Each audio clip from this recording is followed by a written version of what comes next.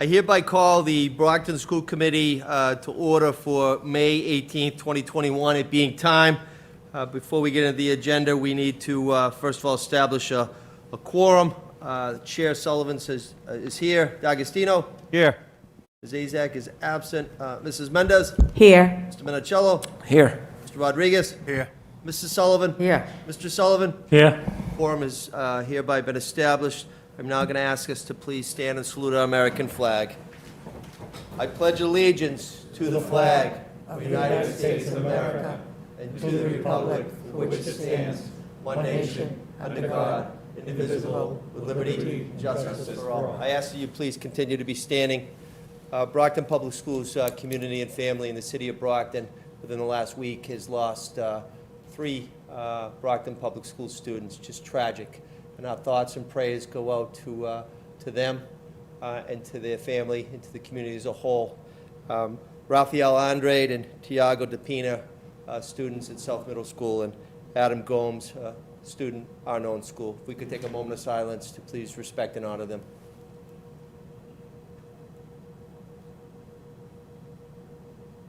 May they rest in peace. Thank you. I am going to ask humbly if we could take agenda item 3, hearing of visitors, out of order. Is there a motion, please? Motion to take hearing of visitors out of order. Second. Motion made by Mr. Minicello, properly seconded by Mr. D'Agostino. I'll read the roll. Chair says yes. Vice Chair? Yes. Mrs. Mendez? Yes. Mr. Minicello? Yes. Mr. Rodriguez? Yes.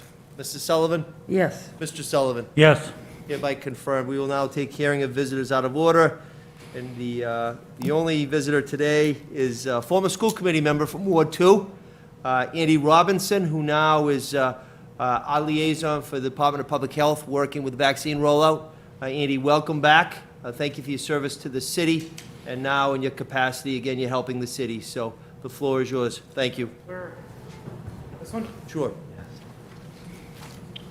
The short guy stand behind the Hi, everyone. Happy to be back. Thanks for having me. I appreciate you making an accommodation for me to speak first. I wanted to come, for those of you who don't know who I am, thank you, Mayor, for that introduction. But my name is Andy Robinson.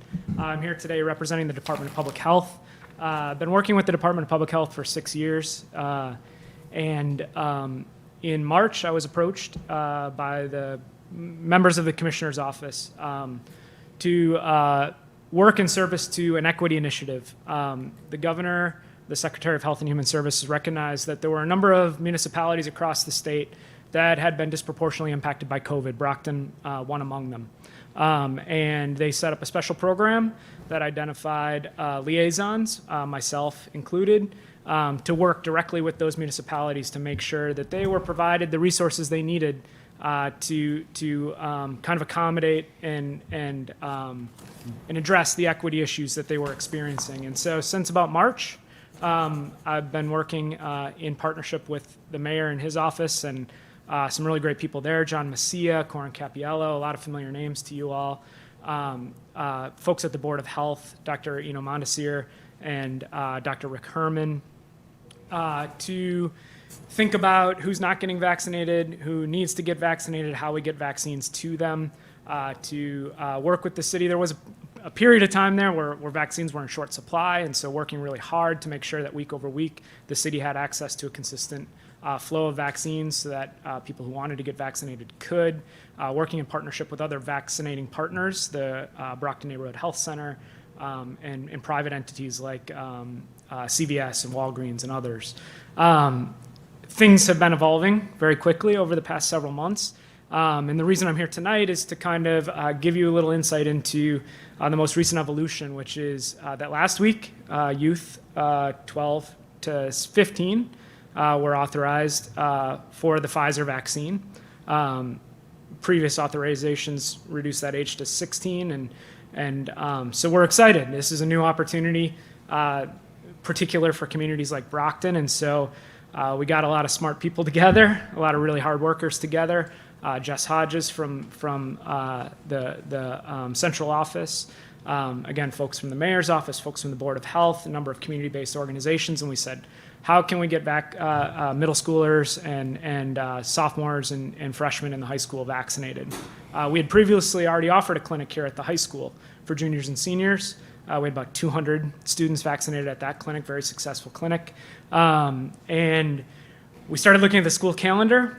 Given that Pfizer is the only vaccine that's authorized for children under the age of 18, requires 2 doses. That's, not a bad thing, but it becomes problematic when you have a captive audience that's leaving on June 16th. And so it required kind of a all hands on deck attitude, atmosphere. What we were able to do is bring a lot of resources to bear from the Department of Public Health. And I'm pleased to say that tomorrow, information will go out to students about clinics in every middle school that will take place next Monday and Tuesday. We are providing through the Department of Health mobile units, mobile vaccination units that will arrive at every school. Think about like what most people would experience like relative to like a blood drive, a bus or a mini bus, fully equipped for medical services like vaccination that will pull into the parking lot, be available to vaccinate students, family members of those students if they so choose, staff who may still need to get vaccinated, or honestly anybody else who can get themselves to the middle school during those clinic times. We're doing 4 middle schools on Monday, 4 middle schools on Tuesday. That includes the Davis K-8 because they have middle school students there. And we're going to be deploying another mobile clinic here to the high school on Tuesday as well. The goal that we're establishing is to try to vaccinate 1,000 total students between all the middle schools. It's an ambitious goal, but I think one that we're well positioned to hit. Tomorrow, what's going to happen is students will get the waiver forms that are required for their adult guardians to sign and send back to the school. Home with them, they'll also get information about a virtual education session that we're setting up for Thursday night. We're going to have an ambassador from the Department of Public Health who can speak to some of the broader issues, CDC and state level issues. We're going to have Dr. Mondesir from the Board of Health, who both serves as the head of the Board of Health, but also as a faith leader here in Brockton within the Haitian community. And we're going to have Linda Cahill, head of nursing here in Brockton, serve as panelists for that discussion. And our hope is that somebody from Brockton Neighborhood Health Center can moderate that panel. That'll be a panel that'll primarily be directed at the adult guardians and caretakers and parents of your middle school students, but also invite students to come and attend and be able to ask questions as well. The hope is that we can answer questions, reduce hesitation, and get a lot of folks to sign up. Clinics on Monday and Tuesday means that the second dose clinics are going to be happening that last week of school. School is scheduled to be let out here in Brockton on the 16th, and so the second dose clinics will be taking place on the 14th and 15th. The mayor and his office have committed to providing pizza and ice cream as an incentive to all middle school students during those second dose clinics. Superintendent's paying for it, though. He didn't. Superintendent, thank you. And if need be, we'll bring additional resources to bear from the state to make sure that can happen. And presumably, that will be in celebration of hitting our target of at least 1,000 students vaccinated, if not more. In the weeks in between, we're continuing to work with the superintendent's office to try to think about other things we can bring for students, educational opportunities, curriculum. The students at the high school, I think, have received a lot of information. Students in the middle school, less so. Receiving one vaccination when it comes to a 2-dose vaccine doesn't provide you the safety that the second dose does. So we'll want to do a lot of education to make sure that students and their families and whoever got vaccinated in those first dose clinics come back for the second dose. We want to really give students agency and empower them to be ambassadors of health in their community. If they choose to get vaccinated, to be able to go into their community, to go to their peers and talk to them about how important it is to get vaccinated. Talk to family members and others and tell them how important it is to get vaccinated, and really honestly continuing to adhere to certain mitigation guidelines. The governor made an announcement that mask wearing, the mask mandate is going to be expiring But, Brockton right now only has a 31% fully vaccinated rate. And so we got a long way to go to get to a place where, we can really start to feel comfortable and safe about our vaccination rates here in Brockton, and the department is committed to continuing that work. In addition to these middle school clinics, we're working to stand up clinics all over the city, houses of faith. Over the weekend, we had a clinic at Vicentes with 75 people vaccinated there. We had a clinic at America's Food Basket on Saturday, 45 people vaccinated there. Almost every day, we're sending people out to public housing, low-income housing, and other private housing that has mass housing supports attached to it. Places like the Pines and Chatham West and other places that we're working with to gain access to their residents to vaccinate them on site. We're planning clinics this weekend at the Price Right and at the Vicente Central Market on Warren Ave. Plans already in the works for this summer to roll out vaccine clinics and mobile units at places like Edgar's Playground on a Saturday and just offer vaccine on demand to those that are there and are able to get vaccinated. And so a lot of really exciting things happening. Really, really excited to be a part of it and really, really proud to be able to come back here to Brockton, a place that I invested so much time and energy in, a place that I still consider home in many ways, and looking forward to all the work ahead. But wanted to let you know about all this great work that's happening in the schools, thanks to the mayor and his staff and the superintendent and his cooperation. And really let you know that there are districts and communities all across the state trying to figure out how to vaccinate middle school kids. To my knowledge, at this point, the plan that Brockton has in place, the way we scaled it up and the speed at which we did it is among the most comprehensive and ambitious plans that's in place right now in the state. Communities are going to figure this out, and other communities will be offering these vaccinations, no doubt about it. But what's happening in Brockton now is pretty impressive, and it's something to be proud of, and so I wanted you all to know about that. So I thank you for your time, and I thank you for your commitment to it. I would really encourage you, as those announcements go out tomorrow, to use your own networks to promote these vaccination opportunities, encourage parents, their kids, other family members to take advantage of these clinics. Staff who might not already be vaccinated to take advantage of these clinics that are happening right at their schools, but also to promote the educational opportunities and other clinic opportunities that you're hearing about across the city. We've got all hands on deck. We're all in this together, and I trust that you all are great ambassadors for your city, as the school committee and other elected reps have always been. So thank you all for your time, and yeah. Thank you. Any questions for Andy at all? Ms. Benicello, please. Well, I would just like to say that if Andy Robinson is involved in this, that it's going to be done very well organized. Andy is a very smart, caring, and committed. I consider Andy still a Brocktonian, always will. He's always been committed to this city. Andy, quick question, and if you don't have the information, what is it that makes Pfizer the vaccine acceptable for the younger kids? Do you have any data or information or that you can obtain and bring it to us at some point, just so that we can understand why that's a better fit than Johnson & Johnson and Moderna? Sure. The basic information is Pfizer is the only one that's really pursued as aggressively as they have authorization. They're the ones that are doing the study testing. They already have studies in place for children as young as 6 months. And so I would imagine that not in the not too distant future, we'll hear about, opportunities to potentially vaccinate elementary school kids leading into next school year that we'll be thinking about ways to take advantage of. I don't know why the other companies haven't pursued as aggressively. I don't know what clinical trials they might have in place, how long they might take. I would imagine at some point a lot of them will find ways to follow suit. If you get some data on that, could you provide it to the school committee? Sure, yeah, and I can say with a certain amount of confidence that the DPH liaison, who will be on the panel Thursday night, will probably be much better equipped to answer more technical questions like that than I am. Okay. Well, we know you're not perfect because you're a Green Bay Packer fan, but that's okay. You're from Wisconsin, but we appreciate you, Andy. We can't all be perfect, Tom. There you go. Great to see you. Good to see you.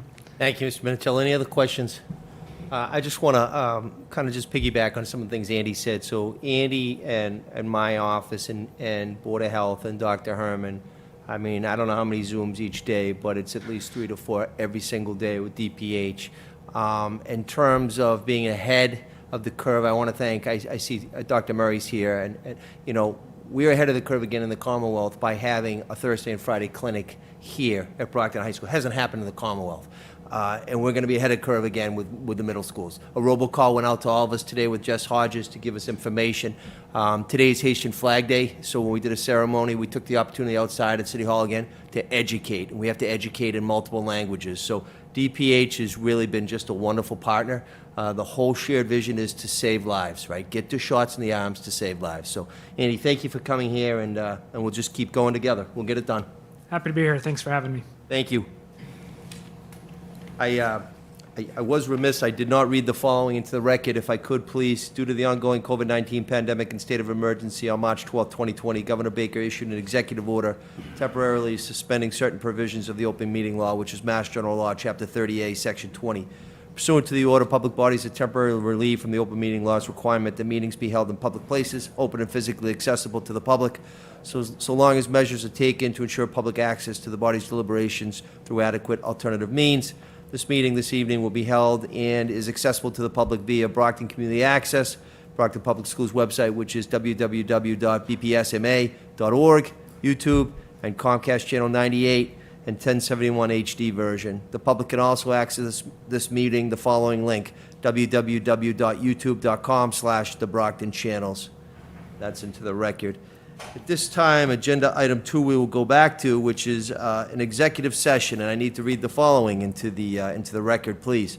Committee will enter executive session pursuant to Mass General Law, Chapter 30A, Section 21A3, for the purpose of conducting strategy with respect to collective bargaining. As conducting this deliberation in an open session would have a detrimental effect on the bargaining position of the committee will, underline will, return to open session following executive session. That being said, I need to entertain a motion to go into executive session. Motion to go into executive session. Second. Motion was made by Mr. D'Agostino, and Mrs. Sullivan made the second. I'll read the roll now. Chair says yes. Vice Chair. Yes. Mrs. Mendez. Yes. Mr. Minicello. Yes. Mr. Rodriguez. Yes. Mrs. Sullivan. Yes. Mr. Sullivan. Yes. We will hereby go into executive session, but we will be coming back into full open session.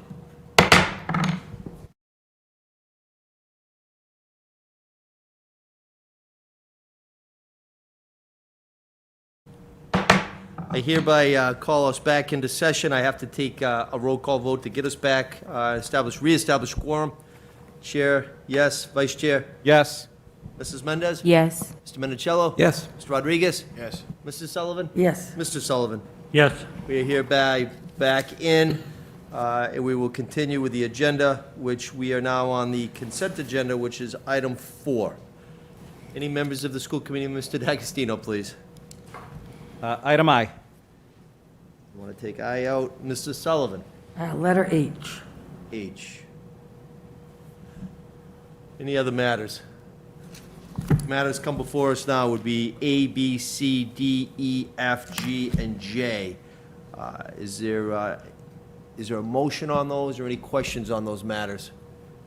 I'll make a motion on those, that we accept items A, B, C, D, E, F, G, and J as written. Second. It's a motion made by Mr. Sullivan, and I'll just read those into the record if I could before we take a vote. It was properly seconded by Mrs. Sullivan.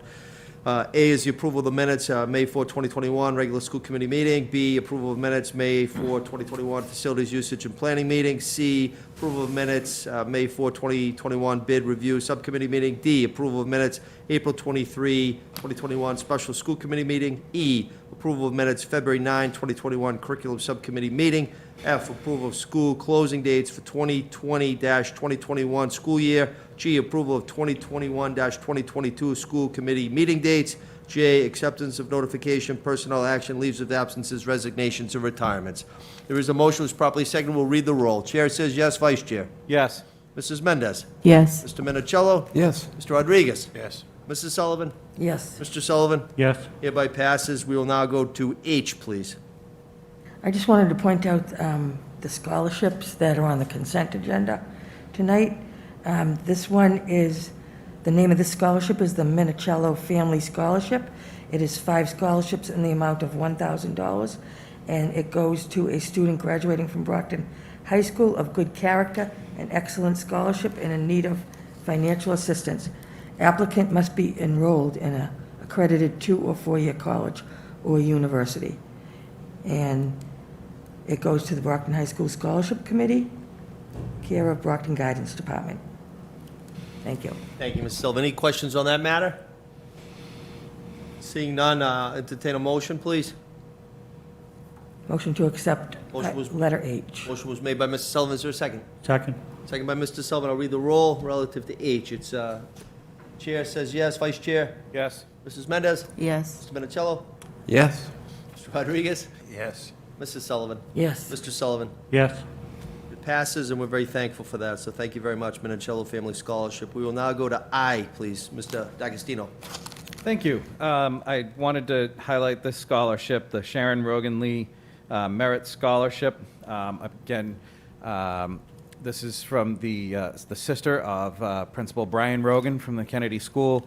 This is the second scholarship from the Rogan family since the unfortunate passing of Mr. Rogan, and I just wanted to highlight this and show our gratitude to the Rogan family for their continuing support of the Brockton Public Schools and its students. You know, we all know that Brian Rogan was an amazing teacher and principal and impacted thousands and thousands of kids, myself being one of them here in the city of Brockton, and now his family is carrying that on in the form of these scholarships. This is now the second one, carrying on that memory, but also, you know, the I guess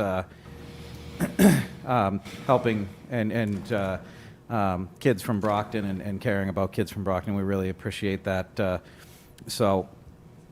amount of the scholarship is $3,000. Eligibility is a student graduating from Brockton High of good character and excellent scholarship who attended the Kennedy Elementary School and is in need of financial assistance. Applicant must be enrolling in an accredited 2 or 4-year college or university. The application requirements are as follows: completed application form obtained on their website. Write a letter giving any information they think would be helpful. Transcript, financial aid statement required, and it has an April 15th deadline. These documents can be sent to the BHS Scholarship Committee, care of the Brockton Guidance Department, and you can submit the acceptance letter and copy of tuition bill to the Brockton High Guidance Department to receive the funds. And again, we thank the Rogan family for their ongoing support of Brockton students and specifically Kennedy School students. Thank you, Mr. D'Agostino. Any questions on that matter? I'll entertain a motion. Motion to approve. Motion made by Mr. Minicello, properly seconded by Second. Mr. D'Agostino. I'll read the roll now. Chair says yes. Vice Chair? Yes. Mrs. Mendez? Yes. Mr. Minicello? Yes. Mr. Rodriguez? Yes. Mrs. Sullivan? Yes. Mr. Sullivan? Yes. It's hereby approved, and we want to thank the Rogan and the Lee family for their generosity on this. We will now move on to number 5, which is a report of Superintendent of Schools Mike Thomas. Mr. Superintendent. Thank you, Mayor. So first, we want to start with the recognitions. So I want to recognize Miss Doreen Allen Kellum and Miss Colleen L. Shami, nurses from the Downey Elementary School. On April 9th, 2021, a student at the Downey Elementary experienced a prolonged seizure. The student became unresponsive and lifeless. Nurse Doreen Allen Kellum used the AED and administered CPR until the first responders arrived. Thanks to our highly skilled nurses, Doreen and Colleen, this student has recovered and has returned to school. The Brockton Public Schools is very fortunate to have such highly skilled medical professionals in our buildings that keep our students safe every day. So our gratitude and many thanks go out to Doreen and Colleen. I visited them that day after the child was transported to the hospital, and you know, you can't find 2 more people that care for our students more than they do. They were very shaken, but they were solid during that event. Afterwards, you know, obviously they were emotional, but during the heat of the moment, they acted as we would expect them to act as medical professionals, and did not flinch and saved that child's life. So I believe Doreen and Colleen are with us on Zoom.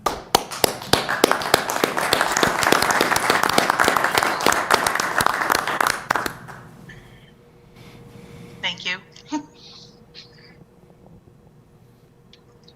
Feel free to say whatever you want. I'm not usually at a loss for words, but I am right now. We were just doing our job. I'm always 100% for the kids, and I'm glad that it had the outcome that it did. And safety always comes first. I think they teach us more, at least me, than sometimes I teach them. I appreciate the recognition. Me too. Thank you. Thanks, everybody. And Principal Prowler is with us as well. Colleen, feel free to say a few words. Hi, I'm just really grateful that the little boy was okay, and I'm just super lucky to work with such amazing professionals. So thank you both, Doreen and Colleen. I'll be over to see you. We have certificates signed in honor of your service from the mayor and the school committee and myself. So again, we thank you for your heroic efforts and actually what you do every day for our students. Thank you for being with us tonight. Thank you. Thank you. Yeah, I just want to thank Doreen and Colleen. I called them that day. They're heroes. They saved a life. They're trained to do that, but you really don't know until you're faced with that situation, the stress.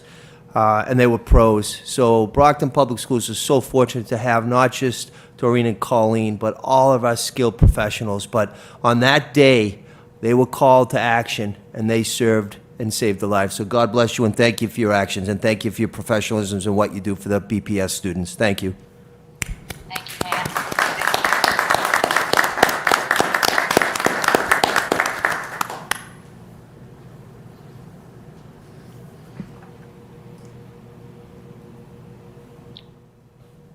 So next, I'm going to move to the podium and welcome our guests. So give me 1 minute.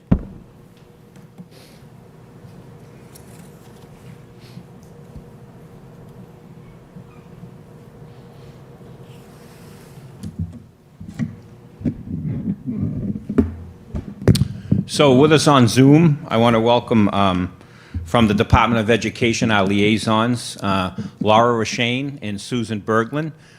They have been both working with me in the executive team. Susan and her team have worked in Brockton for a long time, supporting our schools that have sustainability plans. Susan has been with Brockton, I want to say, for over 6 years now, and worked with Superintendent Smith before me. Spends a lot of time working with our Office of Teaching and Learning with her team. So I want to welcome Susan and Laura. They've been very supportive. This is Susan's work has been in the district long before this latest district review, but as a result of the district review, as you know, we have the MOU between myself and Commissioner Riley, and Susan and Laura are our two main liaisons. So they're going to join us, talk about the MOU. We also are joined by Laurie Likas from the Planning for Success. Laurie is going to lead us through our new strategic plan as we move through next fall and into the winter, and she'll be working with not only school staff, but also with you as a school committee, our community members, community partners, parents, and students as well. So we're going to invite Laura and Susan to join us first, and they're going to just go over and update you on our work and on the MOU we have with the Department of Education. So welcome, Laura and Susan. Thank you for being with us tonight. Thank you so much for having us. And Superintendent Thomas, would you like Susan and I to start, or would you like Lori to begin? Either way is fine. Actually, you're right. I was going to have Laurie go first, so I apologize. No worries. So Laurie will join us first. So Laurie Likas, again, is joining us. She has done this work with several districts, especially urban districts, leading them through the strategic planning process. This is going to lead us to a new strategic plan / improvement plan. Laurie has, again, done this work. She does great work. She comes to us with a stellar reputation. Once you work with her and meet with her for the first time, you understand why. She's is great to work with, very easygoing, very organized, very smart, and she gets it. She gets the work, she understands urban districts, and she knows how to bring people together and build a strategic plan that's transparent and all-inclusive. So, Laurie, thank you for being with us tonight. Well, absolutely, and thank you so much, Superintendent, for such a gracious and a generous introduction. I'll be doing my best to live up to that. So, good evening, everyone. Delighted to be with you all tonight, even in this way that we are together. And I'm sorry I can't see your faces. I'm looking behind you all, but really lovely to be here to meet you all and to present the process that we've designed for the Brockton District Plan.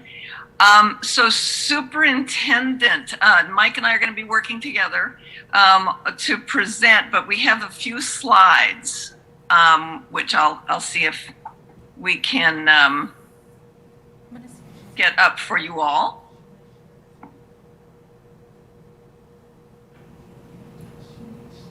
We're going to have Laurie share a screen? Do you want, you want me to? You can actually sure. share your Oh, screen, sounds good. Laurie. Yes. Sounds good. All right. All righty. So let's see. Here we go.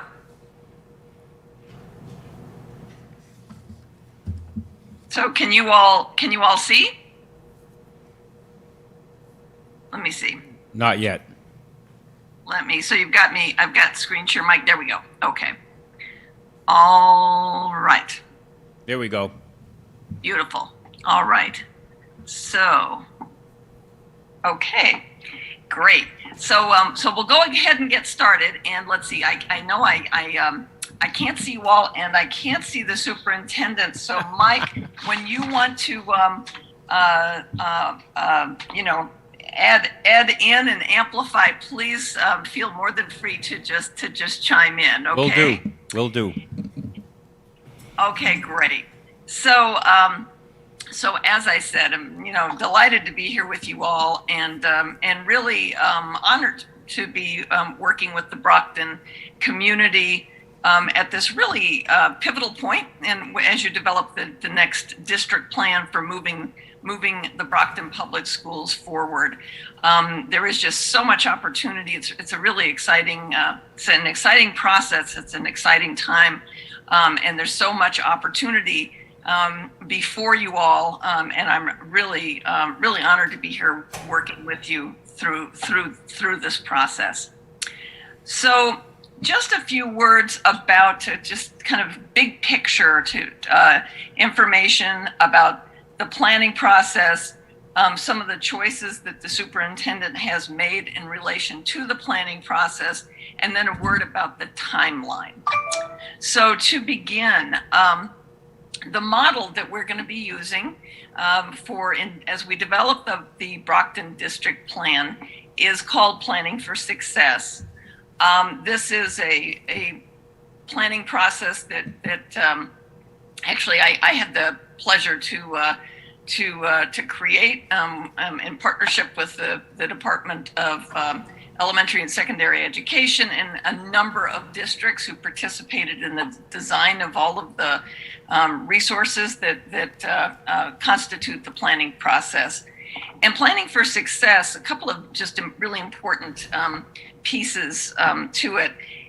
Most of all, it's an inclusive process. So this is not a planning process where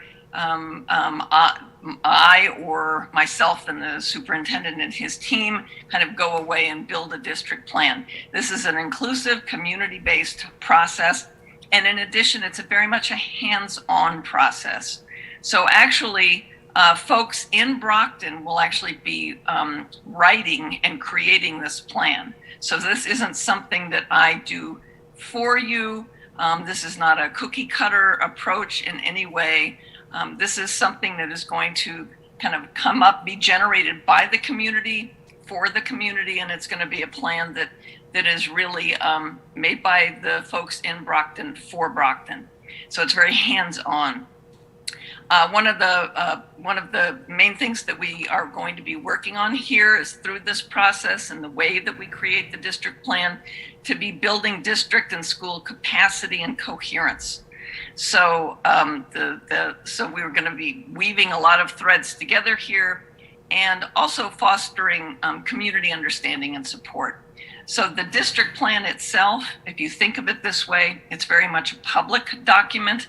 It's a way for the school system to communicate with the community about, what it's about and why.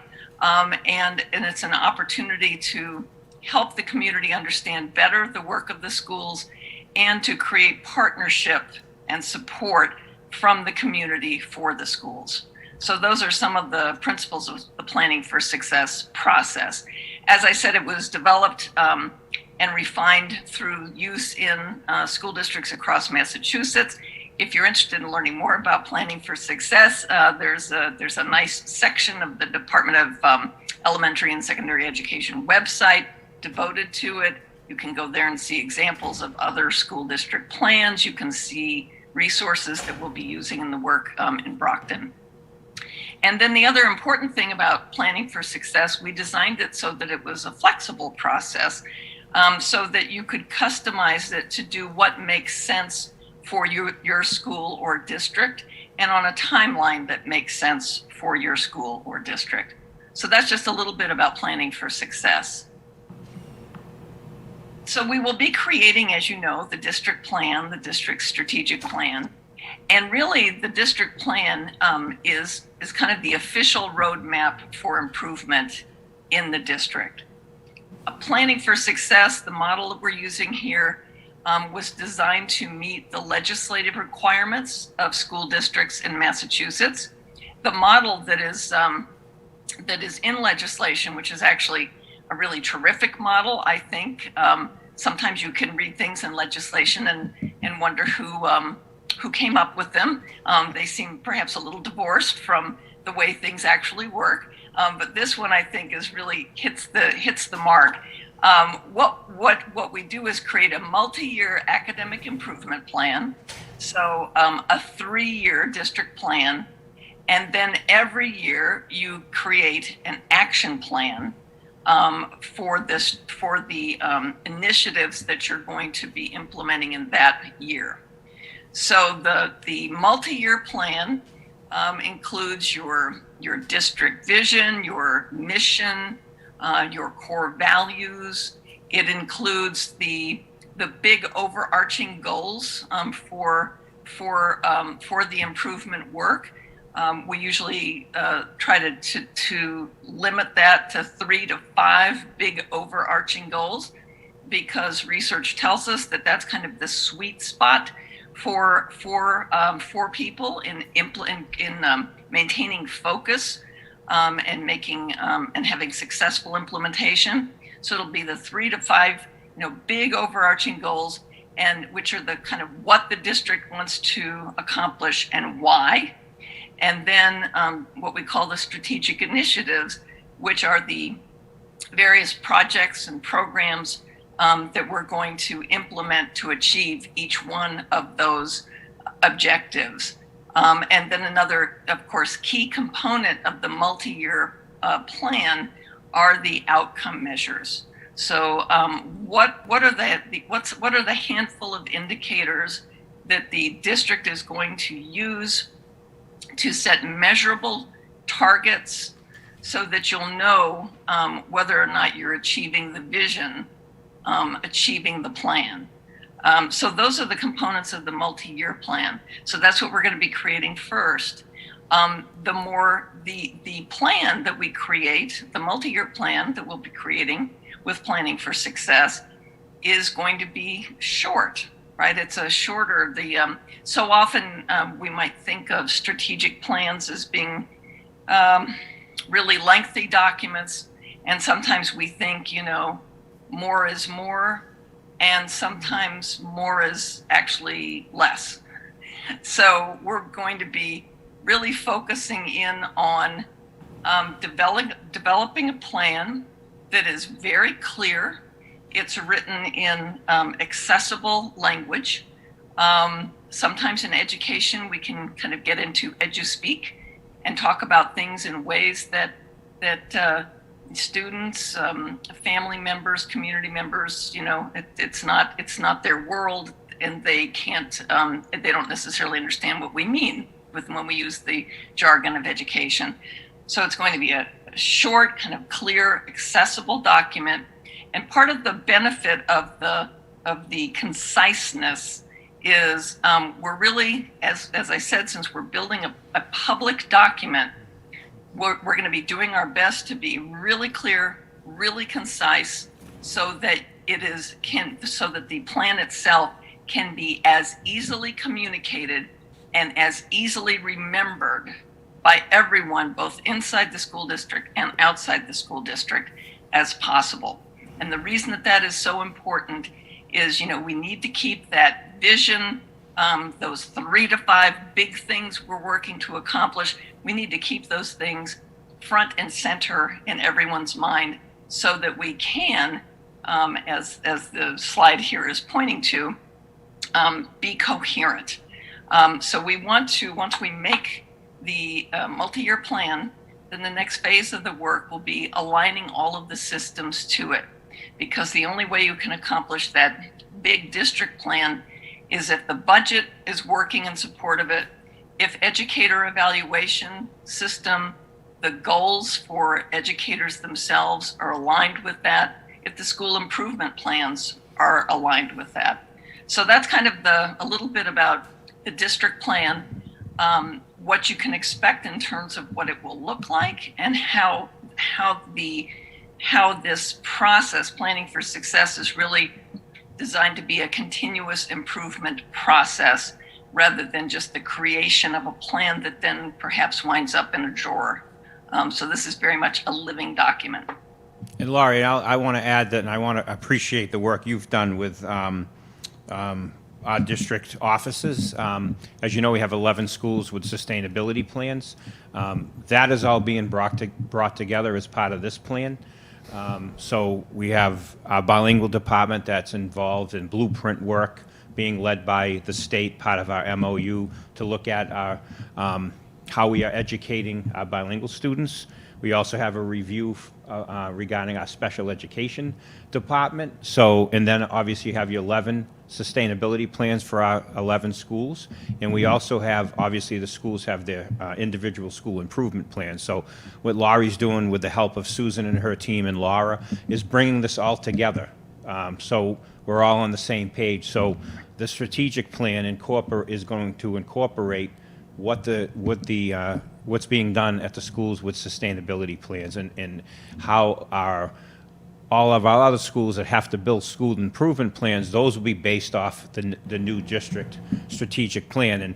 And I remember Mr. Minicello says this, and he said this for a long time, is that, sometimes, and he's always had issue with it, sometimes our middle schools, we're doing different things, and if a student comes from one middle school and goes to another one, it should be pretty seamless.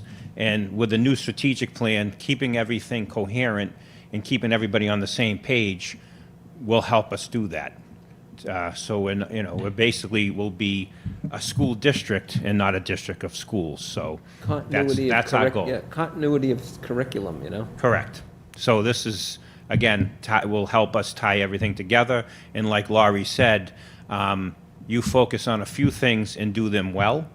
And then no matter what school you go to, no matter what grade level you go to, no matter what subject you visit at each school, everybody can tell you what's in the strategic plan, what the main goals are for the school district, and they'll be able to tell you what good, solid instruction is. And it also helps us, a solid strategic plan helps us to build the budget, as Laurie said, but it also helps us support our teachers who teach and work with our students every day and provide them with the tools and materials necessary, obviously, to improve student achievement. So go ahead, Laurie, I talk too much, so I'll let you go.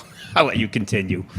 No, all wonderful. No, thanks for adding all of those things, Mike, and those thoughts. And absolutely, as the superintendent was saying, a lot of what we're focusing on, we've spent a lot of time trying to weave together all these different threads. There are a lot of great things happening in the Brockton Public Schools. There are a lot of really exciting programs and different areas of development. And we need to be sure that we are weaving all of those things together, so that what we wind up with is an overall district plan that is going to really support the district in achieving, offering kind of equitable access to students, equitable opportunities, and equitable outcomes. So that is very much what we've been working on together. So thank you for that, Mike. So just a little bit of about there are 3 phases to the Planning for Success process, as we were just discussing, and a little bit about the more information about creating the plan. So we talked a little bit about aligning systems and then implementing, where you make the more detailed implementation plan for every year for the initiatives you're going to implement each year. In creating the plan, which is where we are now, so I always think of creating a district plan as you're kind of weaving 3 different threads together. One is your vision for the future. What is it that you would like to what is it that the Brockton Public Schools would like to be? What does it aspire to be? What do you aspire to for students? That's one thread. Analyzing the current context. Where are the Brockton Public Schools right now, and why are they there? So this is where we look at data. We're going to be analyzing student achievement and other types of district performance data, and doing root cause analysis around that data to understand where we are right now, so that we can identify different types of blocking issues or things that might be proving to be impediments for that vision of the future. And then the third thread is just effective practices. What can we learn as we look outside of ourselves, as we look beyond the Brockton Public Schools? What can we learn from other school districts, from other forms of research around what they have found effective as we build the plan? So those are the kind of three threads we're going to be weaving together. And then, of course, we're going to be building the plan from that, and of course, as part of the plan, setting those specific and measurable outcomes. So the model that Superintendent Thomas has selected, as I was saying, it's a Planning for Success is flexible. There are many different ways of doing it. But the model that he has chosen, and it's the one that really most of the districts that I've been working with have chosen, is a model where we create 2 different teams, and we develop the plan by working across those 2 teams. So we're going to be creating a district leadership team and a community planning team. The district leadership team will consist of, we're going to talk more about that, because I know that there are perhaps some new positions coming online, but it generally consists of district central office and school leaders and others of the superintendent's choosing. And these are folks who work within the school district. And those folks will be doing some of the work. Will be particularly taking a lead in some of the work I was just talking about, of like analyzing the current context. And then we're going to be creating something called the community planning team. The community planning team is really such a key part of the planning process. And this team is one that should be representative. And by that I mean, we really want the planning team to the community team to look like Brockton, to look like the school system, to look like Brockton students. So some of the folks who will be participating on the community planning team. Students, there is just nothing more important or more valuable than having student voice and participation in this team. Family members, staff members, generally folks like to include teachers, maybe a couple of administrators, then community members, other types of community members, and partners. Other organizations who support Brockton students, other members of the community. Sometimes districts like to include representation from the mayor's office or leaders of other types of non-profits in the or community agencies in the city of Brockton. Things like organizations focused on housing or food insecurity. So you can sort of really give thought to who is it you would like to include and why. And then, of course, this is also the place where school committee members are also members of the community planning team. When we create the community planning team, we're going to be trying to think about, as I said, the issue of representation from a really wide lens. And one of the things we want to pay a lot of attention to with the community planning team is in terms of numbers of participants from different groups, is this is a pay attention to balance of power, right? So so we have we want to create a nice balanced team. So in terms of school committees participation, generally what school committees like to do is to identify 2 or 3, like a number of school committee members below a quorum, right, who would like to participate as members of the team.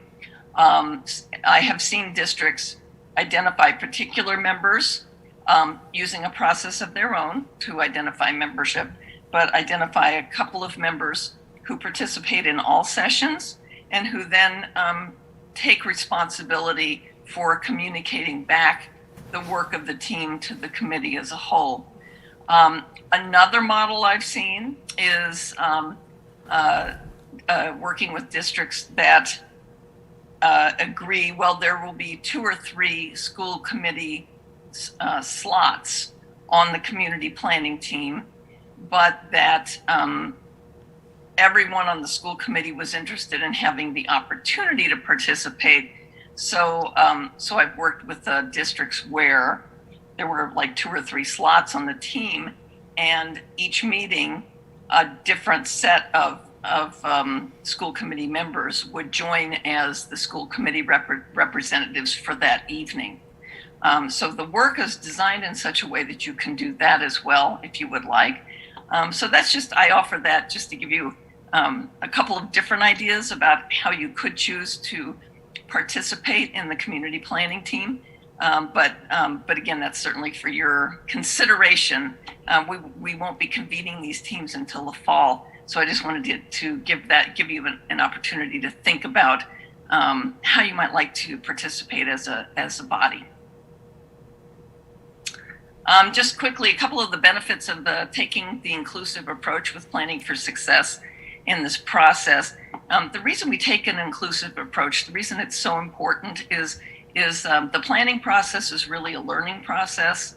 And so part of what happens there is when you get a diverse perspectives and experiences, people have an opportunity to learn from one another. And through the diversity of perspectives and experience, you're actually able to build a better plan than you would if it were more limited a process.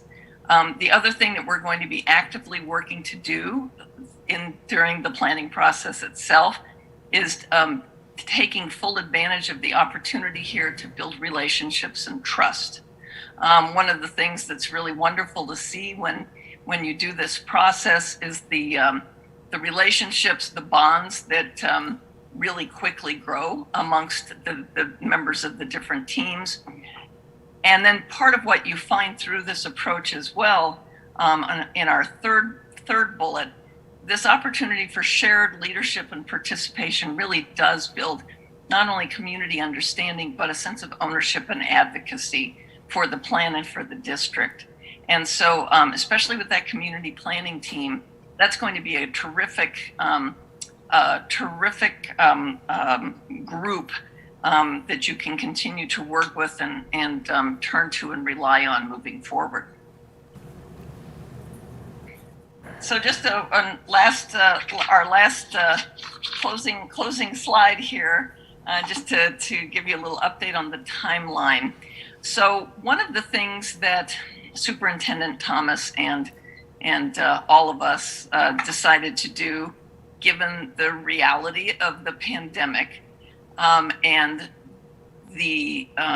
all the work everyone was engaged in to return to school this spring, we decided to structure the Brockton process in this way.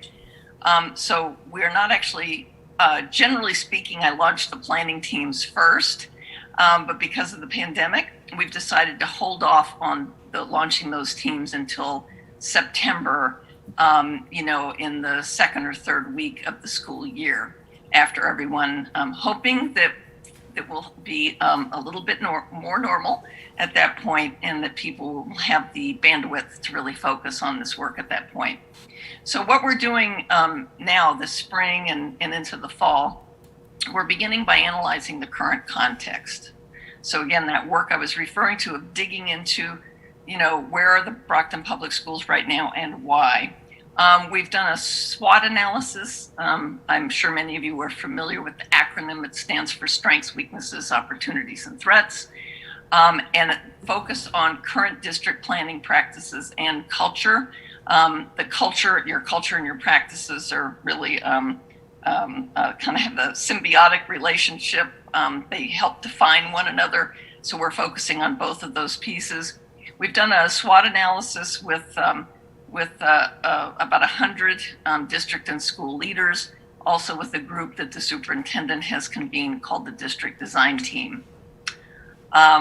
We are going to, as I'm sure all of you are familiar with, the district review, and I'm taking some of the key findings from the district review, and we're going to be doing root cause analysis on those with the district design team.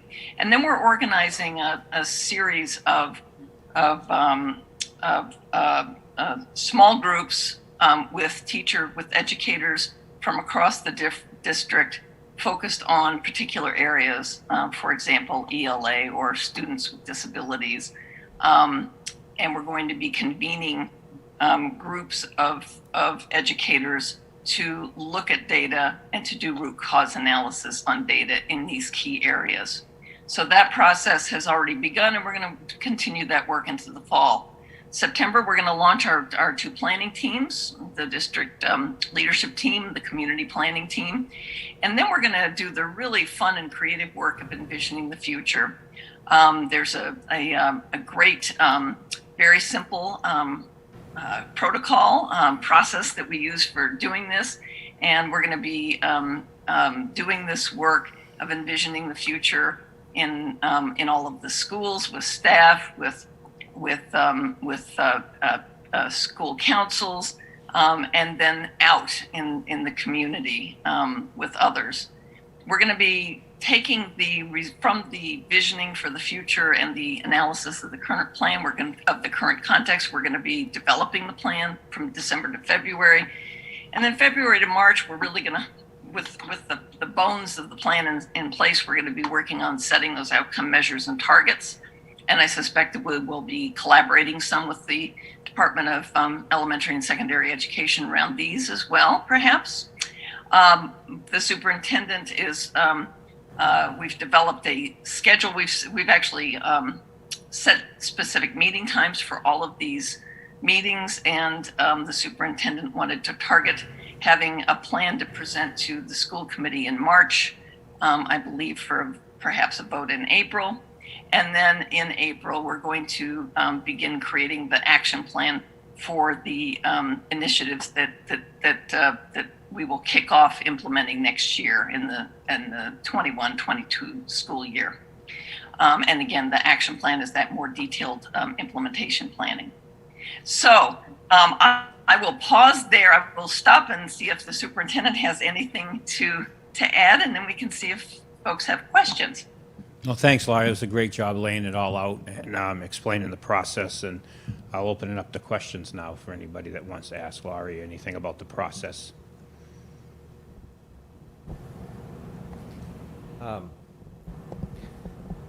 Good evening, and thank you for joining us tonight and for the presentation. When you've completed the root cause analysis part of this, will there be, either via a presentation like this or even through our materials we get on Fridays, any information about the results of that analysis? I'm really curious as to what those findings are. So so I can also, well, I should turn to the superintendent for his response on that as well. But the way this works in the planning process is that those will be those analyses will be a source of data that will move from that root cause work will go from the various teams who have done it to the district leadership team and to the community planning team, so that we can cross-check as we're developing the plan with the visioning feedback to be sure that we are addressing what people found when we did the analysis of the current context. So generally, no, I do not present those findings separate from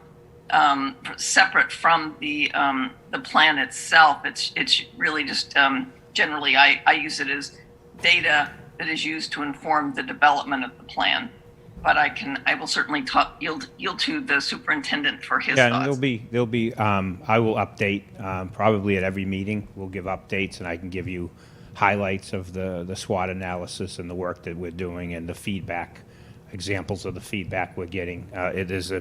There's so much feedback. I mean, but I'll highlight, what we're hearing the most of, right? And then present those to you, and we'll have actually an ongoing agenda item that will stay on the agenda for every school committee agenda under, planning for success. So I can present those to you at each, and also we'll have subcommittee meetings based on this. Right. Perfect. All right. Yeah. Because these other items too, I was just, I asked specifically about that one, but even in that same vein, I'd love to, and I'm sure I'm not the only one, would love to kind of, get a little bit of information as these different parts of the timeline are playing out. But, so if there's just, kind of, for lack of a better put, the summary or Cliff Notes version that you can give us, as it's happening, that would be great. That's all I had. Thank you. Thank you.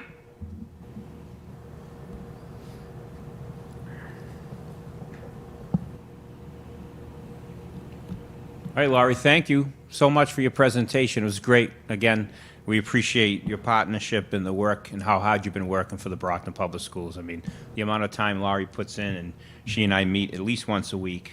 She also meets with other members, obviously, of the executive team. And again, the time she puts in and the time she's dedicated to the Brockton Public Schools and will be for the next few years is much appreciated. All right. Thank you so much, everyone, and thanks very much, Superintendent Thomas.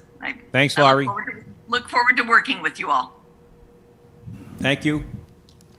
So next, I'll bring up Susan Berglund and Laura Rashane from the Department of Education. There are two liaisons to the district who I meet with every other week, and every other week we're joined by other members of the executive team. Laurie joins us. And Chris Mayer, who was here tonight, who works with me in the executive team, and also my coach from the new superintendent induction program, Matt King, meets with us as well, so we all stay on the same page. So Laura and Susan, thank you for being here. I know there's other members of the team that are with us tonight as well that work with our schools. Good evening. Thank you for having us. Susan, should I jump in first? Yes, Superintendent Thomas, we'll do introductions when we switch up. We're going to tag team. Laura Okay, and I. thank you. Yep, thank you. And should I share my screen? Yes, Okay. we good, Tracy, with her? Yep. There you go. Okay. Okay, can everyone see that? Yep. Yes. Great, great. Well, thank you again for having us. It's a pleasure to be here. So, Lori obviously just explained the district improvement planning process, the strategic planning development process. And so I just wanted to take a step back just to sort of revisit the context for that in terms of the overall partnership between DESE and the Brockton Public Schools. So I know you're all very familiar with the district review report, so I won't go over those findings in detail. As I think you're all aware, the district review team found several areas of strength in the district, but also had serious concerns about several issues, in particular related to the area of leadership and governance.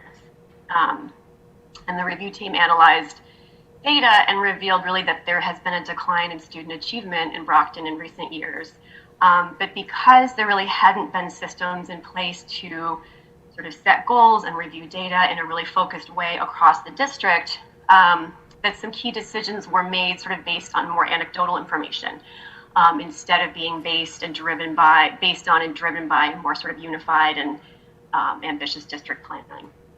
And then related to this, there was an elimination, as you know, of key leadership positions, and the district review team found that the elimination of those positions really affected the quality of instruction and made it difficult for improvement initiatives to really take hold in the district. So as an outgrowth of the district review, as you know, we've established a partnership between DESE and the Brockton Public Schools. And really, bottom line, the goal of this partnership is to improve outcomes for all students in Brockton. That's really what it comes down to.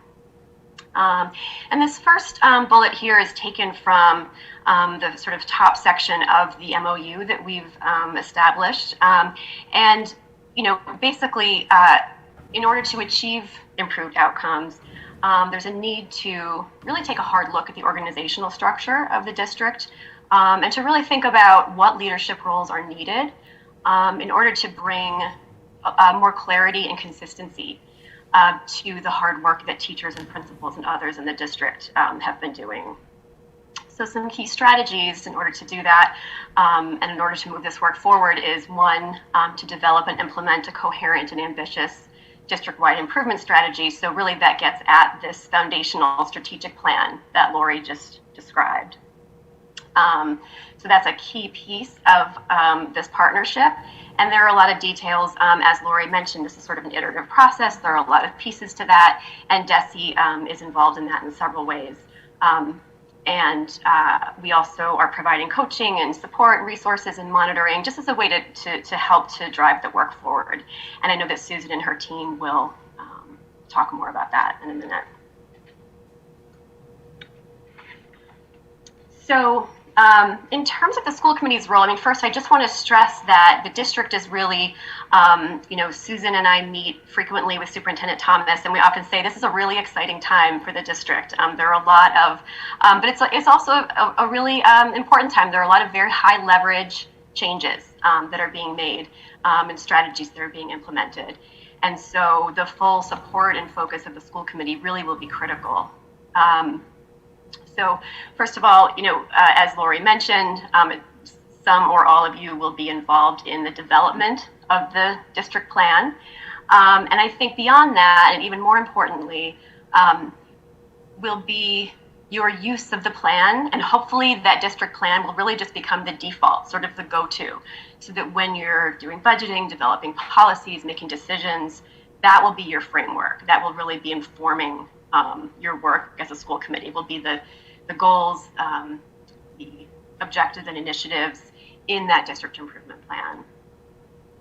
And as well, the restructuring of leadership roles, that was called for in the district review report. And that's really, again, sort of looking at that and really thinking hard about what leadership roles are needed. That's really essential for the district to progress And so again, the school committee's support for that will be really critical. And finally, ongoing communication with the superintendent. I know that's been happening throughout Superintendent Thomas's tenure. But again, sort of as this plan is developed, really making that the framework for communication so that there's ongoing communication around progress toward those outcomes that are set in the plan and sort of how to address issues that come up when progress isn't being made toward the goals that the district set. And with that, I will turn it over to Susan Berglund and your team. And happy to answer questions after you all share, if that's okay. Thanks, Laura. It's good to see you all. I think it's been a long time since we all met together, and we were in Brockton for the last meeting in October. So thank you for having us again. So just a little context, I wanted to put up our Center for District Support, Mission and Vision, and you'll hear that throughout the few talking points that I have. And when I'll also introduce our team in a few minutes. So Laura and I are both in the Center for District Support. We're responsible for accountability and assistance. And so while her team does the district review, my team, as part of the statewide system of support, provides assistance to districts and schools identified through the accountability system. Our approach is based on the premise that accountability and assistance must be clearly linked to produce continuous and sustainable improvement, which is what we want for Brockton. And we're focused on our mission to ensure an equitable, inclusive, and accessible education for all students. So tonight I'd like to introduce you to the team that has been working side by side with Brockton school and district leaders for 3 years now. And so if you can unmute yourselves, I'll mute mine. Thank you. I'll start. I'm Cassell Walker, and as Susan said, I'm working in Brockton for the last 3 years. I'm glad to be part of the Brockton school community. Hi everyone, I'm Jen Glickman, and I have been supporting Brockton for this past school year, so a little more recent, but I look forward to being part of the team in this year going forward.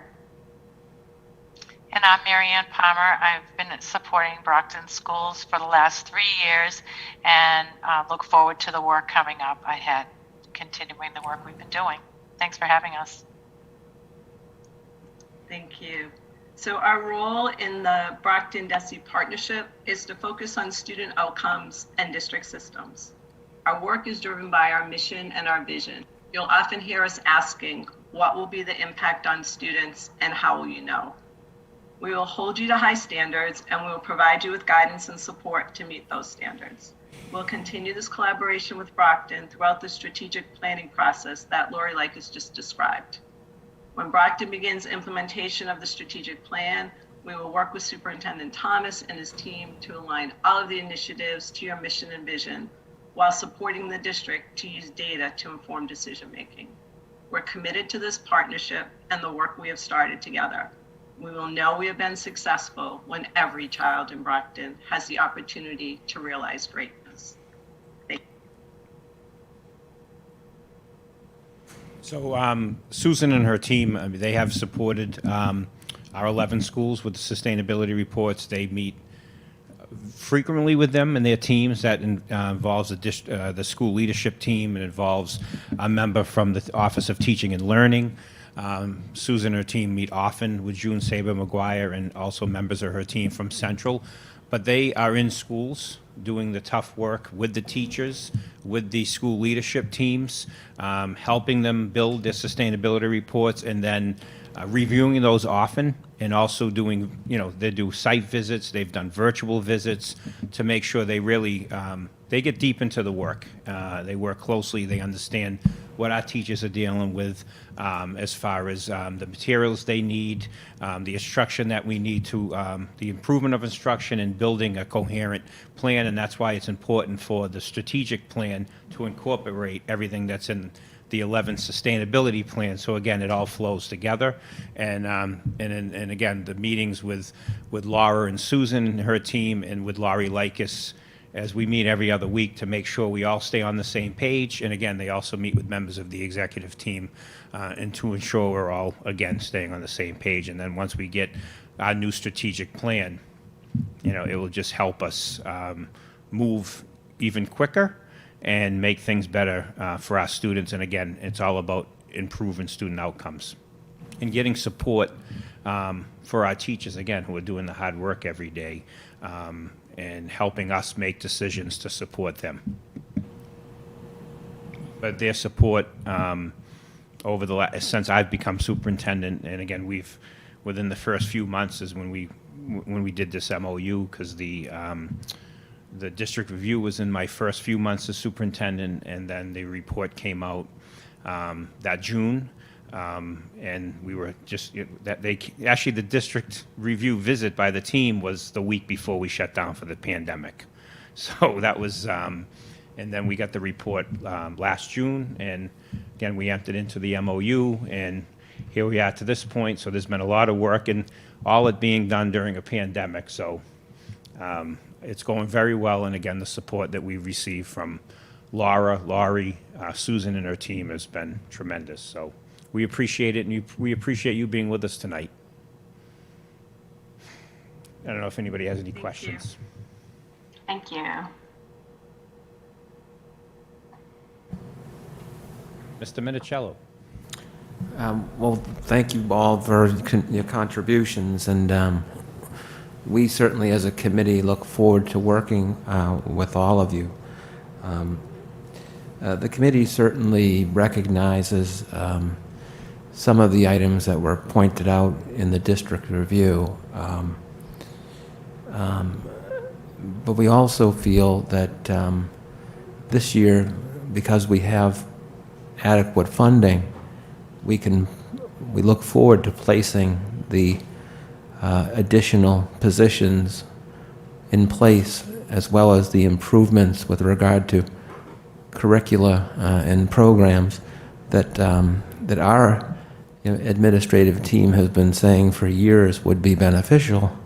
Unfortunately, we didn't have the resources to put those in place. Our goal, quite honestly, was trying to continue to have and maintain safe classrooms with adequate staffing to ensure the safety of our students. As you know, our high school is the largest high school in Massachusetts, and one of the largest high schools this side of the, they say this side of the Mississippi. So we certainly recognize that you're here to help us, and we welcome the assistance and the help. And now that we have the means to bring about change and to continue in the right direction, and at the same time have programs to engage our students, to keep them interested in coming to school, and participate and continue to grow and enjoy the whole experience that we all want our students to have. We're looking forward to working with you together and seeing the results. So thank you for your participation, and we look forward to continuing the good work to improve. I just wanted to jump in and thank you for your partnership. And, I know that the superintendent and I have spoken many times about, the way that, you're working with him and working together. And I know we all, the committee looks forward to being a part of that. So I appreciate, the partnership so far. And, we all have the same goal in mind of improving achievement for our students. And, so we're glad you're here. We appreciate your time tonight and the work that we're going to do together. Thank you. Thank you. Thank you all for being here with us. Wow. Thank you, Susan, Laura, and Cassell. Who am I missing? I'm missing Jen. Mr. Superintendent, who Yeah. are some of the people on our staff that work closely with the DESI? So June Saber McGuire, Julianne Andrade, Heather Ronan, Ethan is involved in that as well. So the Office of Teaching and Learning, Kim Gibson, union representation. We have all the schools, the 11 schools, their leadership teams are involved. They also have teams at the school that work with them. That involves teachers. It also involves guidance counselors, student adjustment counselors. So pretty much, the teachers involved. They meet. Some meet on Saturdays. They meet after school. There's a representative from the Department of Education from Susan's team that meets with each school. They're assigned to schools. I think each of them, Susan, you can correct me if I'm wrong, they obviously work more than just one school. No, that's exactly right. Yep. Our team members are each assigned to schools, and they've been partnering with the school teams for quite a while now.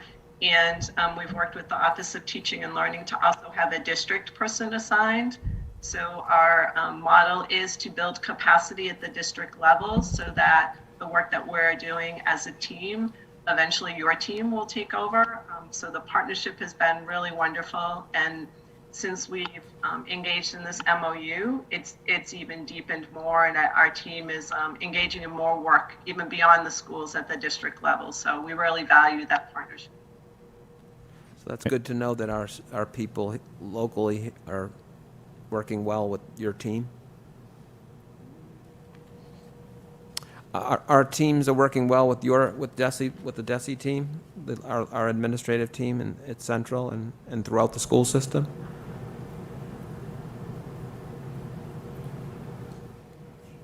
I'm sorry, I didn't hear the question. Was that a question for us? Yeah, so our teams, with regard to our administrative team and our local teams throughout the schools, are working well with DESI, and you're seeing productivity? Yes. Great. It's been a very collaborative process. We're always, so impressed at how welcoming everyone is, and the superintendent really models that collaboration. So we've worked well. Our team has been trying to make sure that any initiatives that Brockton is doing with the department that we're also engaged in to make sure that the work and the grants that you're applying for are all aligned with your vision and mission. And so we have been working closely on a lot of different areas and curriculum work that you've been doing, special education, the blueprint that Superintendent spoke about for English learners. So definitely we are deep into Brockton and really partnering with you, and we appreciate the way that your team has worked with us as well. Great, thank you. Thank you all for being here with us tonight. We appreciate it. Yeah, thank you. Thank Thanks you. so much. Good night. Thank you.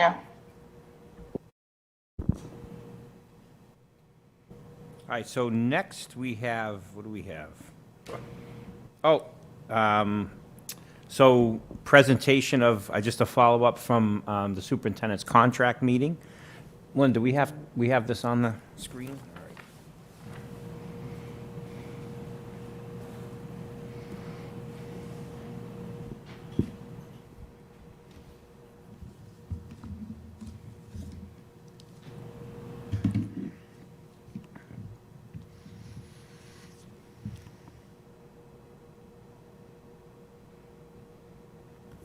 So again, this was from our meeting last week about superintendent's contract and the evaluation cycle. Who's got the, Beatrice, you can, okay, so just a quick overview. The goal proposal, which was last week in the subcommittee. Superintendent presents his proposed plan to the school committee, proposed professional practice and student learning goals, proposed district improvement goals, key actions, timelines, and benchmarks the superintendent proposes to be gathered for the evaluation process, and then the adoption of the goals by the school committee. The school committee decides on and adopts the superintendent's annual plan based on proposed goals and their associated key strategies, timelines, benchmarks, and a progress presented by the superintendent. So Going over the goals again, which have to be approved tonight, is to ensure students have, this is the student learning goal, ensure that students have access to high-quality instruction in an environment that prepares them for college and career and reflects their perspectives on curricula, extracurricular opportunities, facilities, and other issues that impact their learning. Next is the professional practice goal.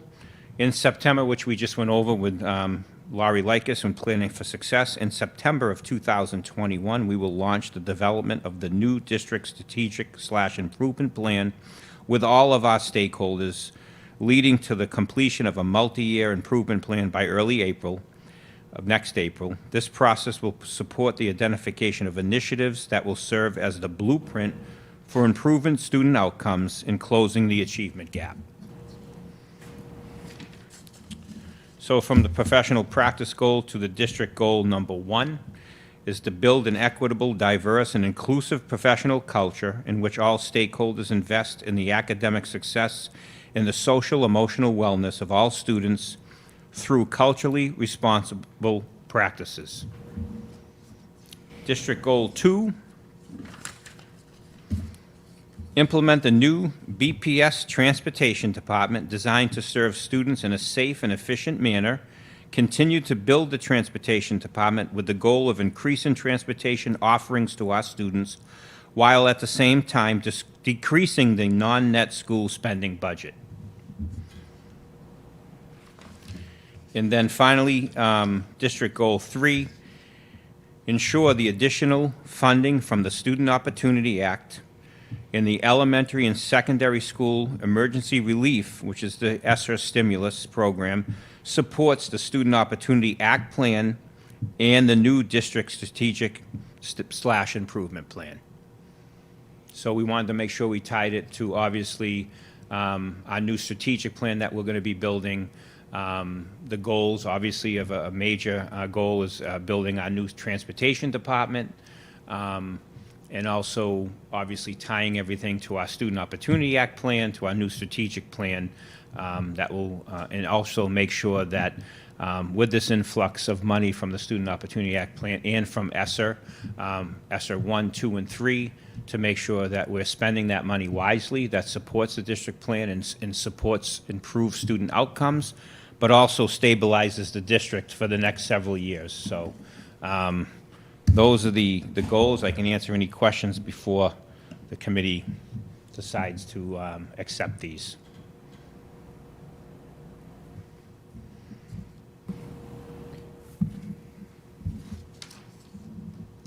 Good?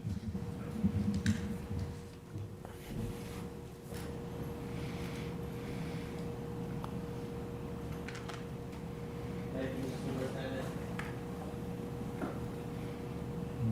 Continue the agenda. I think Yeah. I'd like to make a motion Make a to- motion on that, I'm sorry, yes. I'll make a motion to accept the superintendent's goals for 2021 to 2022 as presented. Second. Motion on the floor, it was made by Mr. Agostino, it was probably seconded by Mr. Sullivan. We will now read the roll. Chair says yes, Vice Chair? Yes. Mrs. Mendez? Yes. Mr. Minicello? Yes. Mr. Rodriguez? Yes. Mrs. Sullivan? Yes. Mr. Sullivan? Yes. Hereby passes unanimously. So again, I just want to thank the committee. You know, this, as you know, this last few years have been very difficult, but without the support of all of you, who I've known for a long time and worked with, but, you know, you hold me accountable to the parents and the people that you represent, but you have always made decisions, and I know some of the, district review is hard to hear because we know that a lot of that was due to budget cuts and decisions that you had to make sure that we saved people. And doing those and making those tough decisions long before I became superintendent was always based on what was best for students. And that's always what this school committee has done. And, I want the people out there that watch these meetings and to know that behind the scenes, in front of the cameras, you always hold me accountable and make sure that me and my team are doing the best that we can for the students of Brockton. And you always make that the case, and you always make sure you advocate for the students you represent and their families. So your support of me and the school district, but your support of the your constituents and who you represent is always number one. So it's much appreciated. Next, we have Dr. Cancel. If you can come and just give us a quick update on the creation of a virtual school. So, and I know Mr. DiAugustino received the confirmation email from the Department of Education. As you know, next year, as we return to normal schooling in September, we submitted a plan to the Department of Education to open a virtual school. So when students, as you know, this year, even now that we're back full in person, pre-K to 12, students do have the option to stay fully remote. And thanks to our teachers, those students have stayed with them all year, and we have live streamed, which few districts have done. We're one of only a few districts that have live streamed. And we have live streamed all year. And the teachers have done a great job, but it's very difficult. Next year, we will not be live streaming. We will, but however, that parents who will still not feel comfortable sending students to school will have the option to enter into our virtual school, which obviously will have our own teachers, and we'll be able to keep those kids. This will be a Chapter 70 school. We had to apply for it. It's an option that's provided by the Department of Education this year, and I'll let Ethan explain the process. All right, so thank you very much, Superintendent, and good evening, everyone. The single district virtual school is the type of school that we've applied for, and as the superintendent pointed out, this realizes his vision of offering all types of choice opportunities in the city of Brockton. Right now, we currently have families who choose to educate their students remotely, but not necessarily in the Brockton Public Schools. And so our hope is, from the experience we've gained when we went full remote, that we can now offer this option and attract people, because we believe we will offer better full remote education than anyone else. And you still have the opportunities of the Brockton Public Schools. So the first thing you do under these circumstances, you submit an application that you're interested in doing this. It includes a narrative. It goes to the department. The department then turns around, gives us feedback. They give us suggestions to revise and resubmit. And then based on that feedback, based on, we revise. If you all as a body approve of this application and sign along, we then resubmit it to the state. And then if everything goes well, we're ready to roll in September. I do want to point out that Christina Gallant and Kevin DuPont are helping. They are, going to be really driving this effort, which is very fortunate for us. Kevin is our Director of Instructional Technology. Christina is one of the instructional technology specialists. She's based at Brockton High. They both bring a huge wealth of information and just knowledge about instructional, using technology for remote instruction. So it's a great opportunity, and I really want to thank the superintendent, because this is something that I've wanted to have in the Brockton Public Schools as an option for years. I understand fully that for some students, in-person education is the best way to go, but for other students, the remote option really works for them, and this gives us an opportunity to provide even more families, more choices in Brockton. So I think this is a great opportunity for us, and I'm happy to answer any of your questions. I'll just comment that, I think this is a great time to be moving forward with something like this. We've unfortunately had to make the whole district virtual, but now we have this experience. And I know, you mentioned you wanted to do this for a long time. We didn't have the technology or the money to get the technology. Well, we are in a position where, we were able to get the technology needed and make those investments. And again, now, the byproduct of the pandemic is we have the experience in doing it. So, why not, take that opportunity since we're in that position at this point. Yeah, I mean, I think that always giving our students and our community more options is a great thing. I mean, so there certainly will be some students and families that feel that this is a better option or fits the bill for them, maybe because it's work schedules, maybe because the student themselves has certain obligations, and this will allow them to continue on and get that high school diploma that is so important to move on to the next stage of their life. But I mean, that's what this community's always done. I mean, we've always had options for our students because we have so many pathways to success, and this is a good thing. Again, right now people are clamoring to get back in front of their teacher, and we certainly understand that, but there will be a segment that appreciate this and can benefit. So I'm glad we can afford it, and I know if you're in charge of it, Ethan, it will work out just fine, with a good joke too. So Ethan, we don't actually need a vote tonight. No, we don't need a vote until they come back with their suggestions, their revisions. Perfect. Mr. Sullivan, please. Just one question, Ethan. What grades are you talking about? Is it strictly high school, or is it all grades? No, this is going to be K through 12, but we don't know. We did do a survey, and we had 400, Jess did this for us. We had about 400 parents who indicated they were interested, and they ranged, throughout.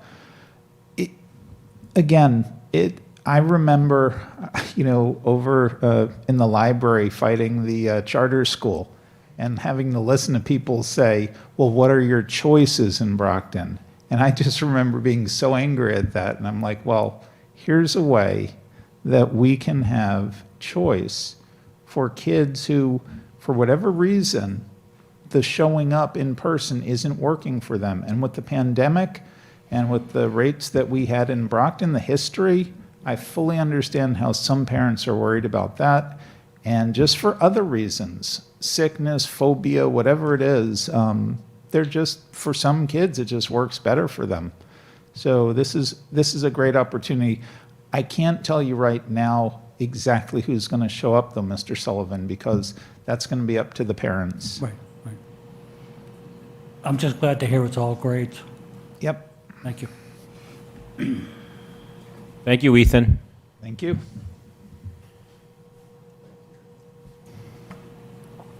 Next, we have Dr. Murray. He's with us tonight to give us a report on, as you know, yesterday was the day that the Brockton High School returned to full. So Dr. Murray, if you can take the podium and give us a quick update on how things went yesterday and today, as it's been a long couple days for Dr. Murray, who starts his day at about 4:30 a.m. And just the work. I was at the high school yesterday and today, and I have to commend Dr. Murray, his team, and the staff at Brockton High for the work that they have done preparing for students coming back to the largest high school in the state. So, so Dr. Murray, just give us a quick update, but I want to thank you and your team for the hard work. Thank you. Thank you for having us. Brevity is my strength, so this will be quick. As everyone knows, we didn't get our waiver. The teachers were outstanding in the news, taking the news and preparing. We had a little bit of a rush last week, 3 days. Our custodial staff really stepped up as we reorganized rooms and assignments, created 3 classrooms out in the big tent in the fine arts for the overflow, and welcomed almost 1,900 students Monday and close to that same number again today. The students seem very excited to be back in school, very enthusiastic, and I think the staff is enjoying the energy that comes with having students back in the building. So it's great to see the cafeterias with students in them and kids in the hallways. A couple of freshmen thought it was a little crowded the other day. We got kind of a kick out of that because we're still at about half capacity. But I think everybody's done a really nice job. You should all be very proud of the teachers, the students, their parents. A little confusion about what return in full was. We're kind of hashing that out with parents this week, but being flexible and encouraging them to come to school, making sure they're comfortable if they feel that they can. So it's been an exciting 2 days, and it will continue, I'm sure, this week. But we have a good plan, good leadership, and like I said, the teachers have really stepped up and done yeoman work. So thanks to them. Any questions at all for Doctor? All right, it's past my bedtime. I got to go. Thanks, Dr. Murray. Yep, it's been a long day.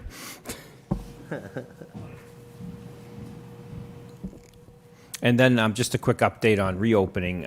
The state sent out new guidelines yesterday regarding masks. So inside school buildings, they're still required by students and staff, which obviously will follow. But when they're outside now for recess, even if they cannot socially distance, students can have their masks off. So any outdoor activities, students will not have to wear their masks. That includes sports as well, and any other recess or any other activities they're doing outside.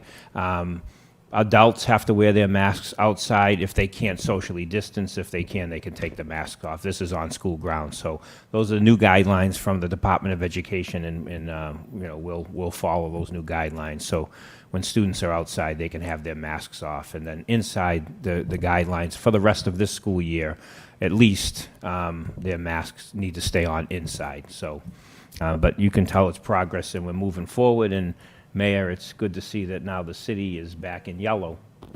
Yeah, 2 weeks in a row. Yep. And Dr. Herman believes that it's going to be consistent. So it's good. We just got to keep staying focused. Absolutely, absolutely. Next is we have the vote on the public hearing regarding school choice 2021-2022.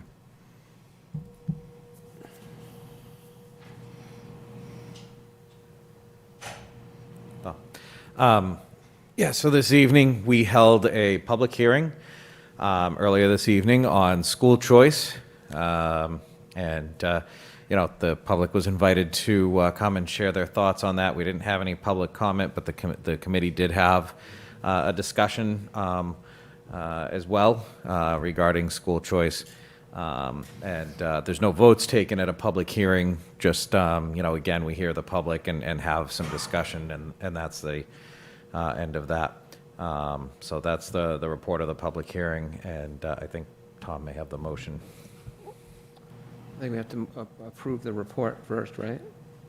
Approve Do that we report. approve that report first? The report that you just made, I think we have to now. Oh, you have to motion approve the it. report. Okay. Sorry about that. Yeah, that's okay. A motion to approve the report of the vice chair regarding the public hearing with respect to school choice. This motion made. Is there a second on that? Second. Motion made by Mr. Minicello, properly seconded by Mr. Sullivan. I'll read the roll. Chair says yes. Vice Chair? Yes. Mrs. Mendez? Yes. Mr. Minicello? Yes. Mr. Rodriguez? Yes. Mrs. Sullivan? Yes. Mr. Sullivan? Yes. Hereby passes unanimously. Next is the vote on the public hearing for the school budget 2020. I would then make a motion to. Geez, with I'm regard- jumping ahead, my With fault. regard to going back to Sorry, school choice. sorry, back to choice. That's okay, Mr. Superintendent. Getting punchy. That's all right. So, After 9 o'clock, we start to fall apart. so with regard to the report that was just made, I would make a motion to continue with the with school choice resolution act on BPS 2021-2022 school choice program. It's the form of a motion. I make that motion. Form of a motion. Is there a second? Second. Motion made. It was properly seconded. Mr. Minicello made it, seconded by Mr. D'Agostino. I'll read the roll. Chair says yes. Vice Chair? Yes. Mrs. Mendez? Yes. Mr. Minicello? Yes. Mr. Rodriguez? Yes. Mrs. Sullivan? Yes. Mr. Sullivan? Yes. Hereby passes. On to the next agenda item. Now we can move on to the vote on the public hearing for the school budget 2021-22. All right. And again, I will present a report On the public hearing for the 2021-2022 school budget, earlier this evening, the school committee held a public hearing on the budget. Again, similar format where the public has an opportunity to come and make comment on the budget and be heard. And then there's discussion by the members of this body. There was, again, some comment and discussion by some of the members. There were no members of the public who came forward to speak at that public hearing. So again, we had some discussion, and as is with the last hearing, there's no votes from the body at a public hearing. So again, there was no vote of any kind during this meeting as well. And that is the report of the public hearing on the budget for school year, or for 2021-2022. Motion to on the approve. report. Motion to approve the report of the public hearing of the school budget 2021 to 2022. I would like to, the report, sorry, go ahead. Report first, yes. So there's a motion made by Cynthia. Is there a second on that?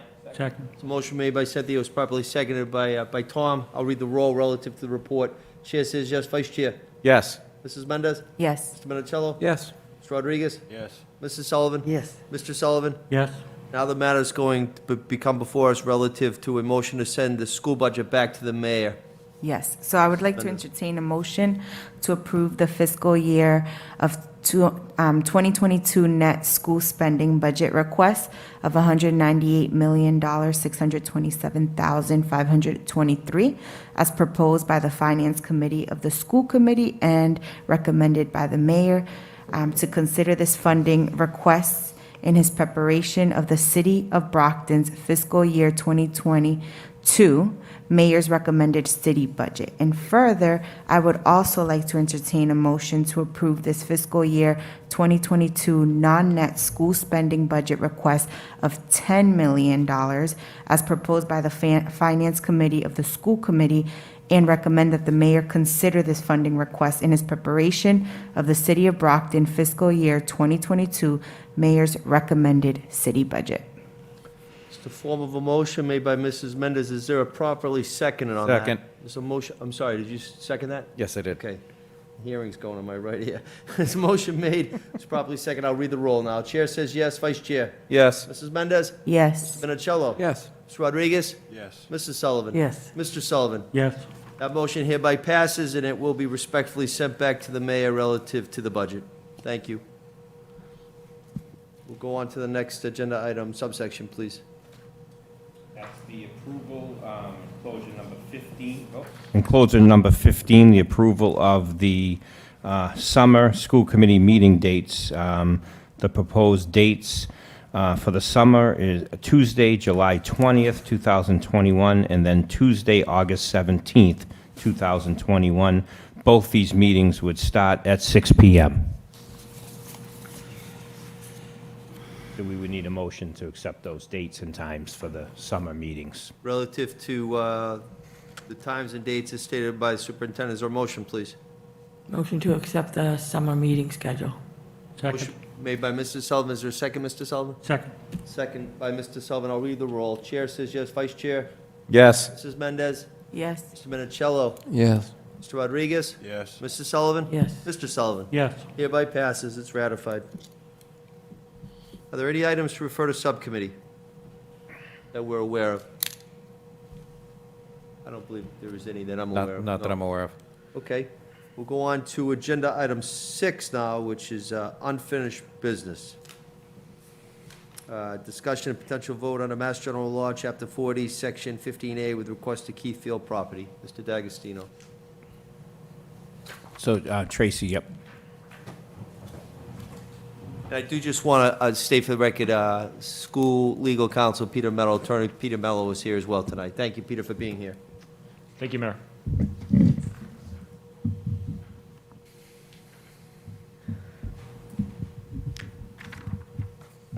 So, Mayor, did you want me to? Sure, yeah, the floor is yours, Attorney Mello, sure. Okay, sure. Well, first of all, thank you, Mayor Sullivan. I want to commend Mayor Sullivan and Superintendent Thomas and Vice Chair D'Agostino, and also Ms. Asak, the Chair of the Facility Subcommittee, and City Solicitor Megan Bridges for what have been really extraordinary and very diligent and exceedingly professional efforts throughout this process. As the committee is aware, you as a committee control a number of different properties in the city, including the parcel on which the Keith Field is located.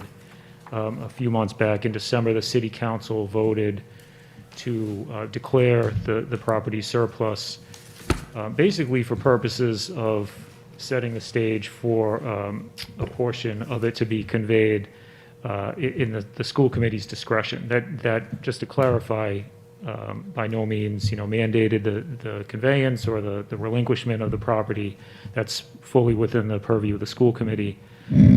We met with the facility subcommittee a month ago and discussed this proposal, and as you're probably aware, the subcommittee voted to recommend that this committee take a vote under General Laws Chapter 40, Section 15A, to carve out, declare no longer needed for the school committee's purposes a piece of this property.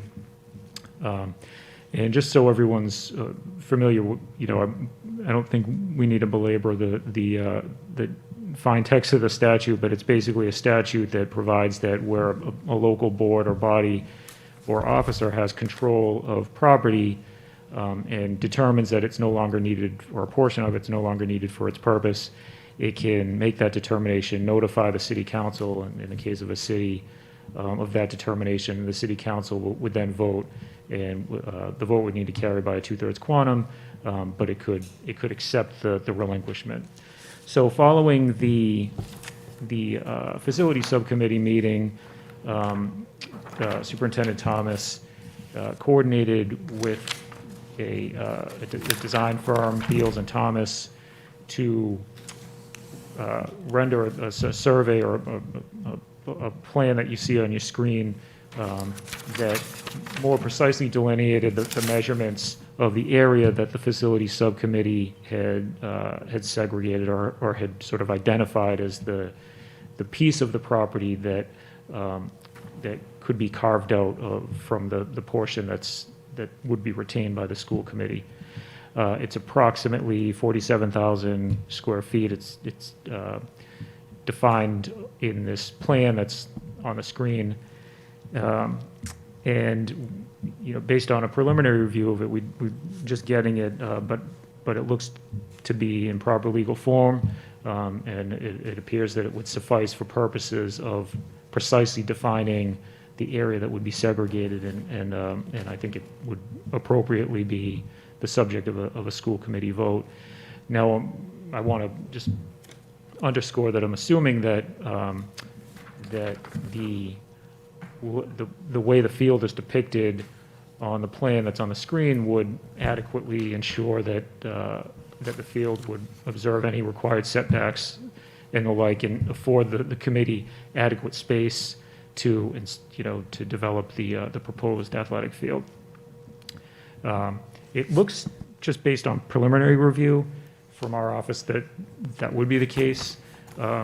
Insofar as, excuse me, a field might be regarded as an accessory structure under the city's ordinances. I think it would probably, the way it's depicted and laid out on the plan would suffice to ensure that the school committee still had sufficient space to put its desired field. It may be prudent before the city, provided that this committee votes to relinquish that portion of the land that's depicted on the plan, may be prudent just to confirm in connection with whatever procurement process follows that those setbacks are satisfied, and that the space that the city would, or the school committee would retain, is fully adequate to ensure that the field could be located there. Excuse me. So, that's it, and I guess in that respect, it's a pretty straightforward exercise. I think the the job of this committee is just to determine whether to accept the recommendation of the facility subcommittee and make a determination about whether the area that's depicted on the plan and I should specify, just so it's clear for everybody, that the area that would be relinquished pursuant to this vote would be that portion that's labeled area of potential excess land. It's 47,170 square feet, plus or minus. It's in the upper right-hand corner of the plan, so everyone can readily identify it. Excuse me. So again, just to be crystal clear, that would be the portion that provided the committee vote to approve the determination of under 15A would be relinquished by the school committee and essentially, given over to the city for a potential procurement and future conveyance. And just to add to this, as you know, our facilities department controls that field. We control the field. We use it for football. We use it for soccer and several other things. And the school uses it for, but also Brockton High School. So we work closely with David LaPointe, who was the landscape architect, to put this together for Beals and Thomas. But our Ken Thompson, Dr. Cobbs, and Mike Clark from our facilities outside grounds crew worked closely. So he understood where we usually put the field and understood that, this needed to be a regulation soccer and also a football field. And that had to be put in. Actually, more football is played here than soccer, but we wanted to make sure that we were going to be able to fit both. So we get the full use of that field with a regulation size soccer or football field. So that's the design that he's based this on, which he was able to determine to using a regulation field, football and soccer, to allow, again, the area of potential excess land of the 47,170 square feet, which is about 1.1 acre. Great. Mr. D'Agostino, please. Yeah, I just wanted to add to the superintendent's comments. I think you made an important point that it was a regulation size field. Some of the feedback that I've gotten from some of our folks who are involved with our athletics programs is that while there are many soccer fields in the city, that there are not necessarily enough of them that are high school size soccer fields. Also, let's keep in mind that soccer is not the only sport that can be played on such a field. There are other, uses, football and other sports that will be able to be played on a field like this as well. But again, while we have many soccer fields, we don't have as many that are of the size that we need, and that's just feedback I've gotten from athletics and. So this will be a nice space that I think the community at large, both school programs and adult leagues and just other leagues in the city will get, a lot of nice usage out of. So, Any questions of the committee? Mr. Sullivan, please. Yes, Attorney Mello, is there room there for grandstands or? To that, Mr. Sullivan. So if, Tracy, can you put up the aerial view of the other design that they did? So this is the aerial view, which you have, obviously, it's also like a view from a drone. So I can go over this with you and show you where.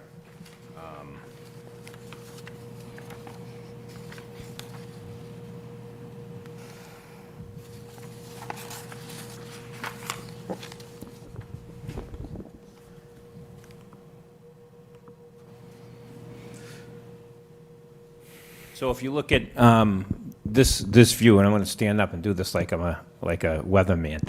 So you have this is You need a pointer, Mike. Yeah, I know. So obviously this is the unknown school. This is the roof. This is now the play structure here. This would be the proposed field, and actually, this is the field, this is how we line the field now when we use it for soccer or football. So if you look over here, these are swings. This is the swing set. And then this area here, which is right behind the War Memorial Building, that's all included here.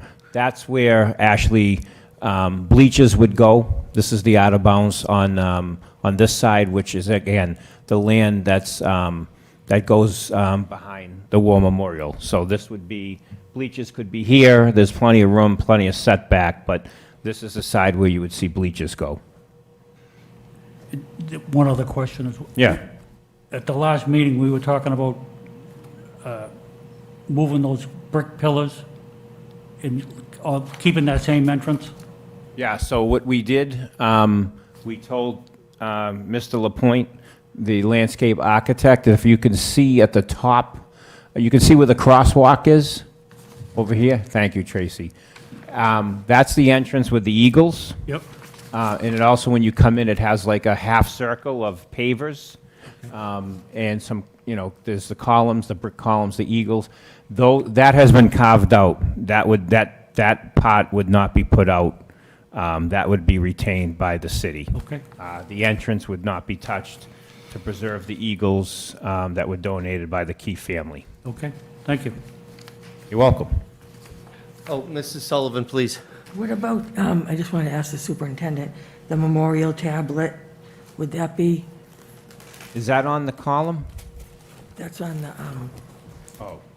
Yeah, no, that I believe is on one of the columns where the eagle is. Okay. That's all being retained. There's nothing, that's all being kept by the city.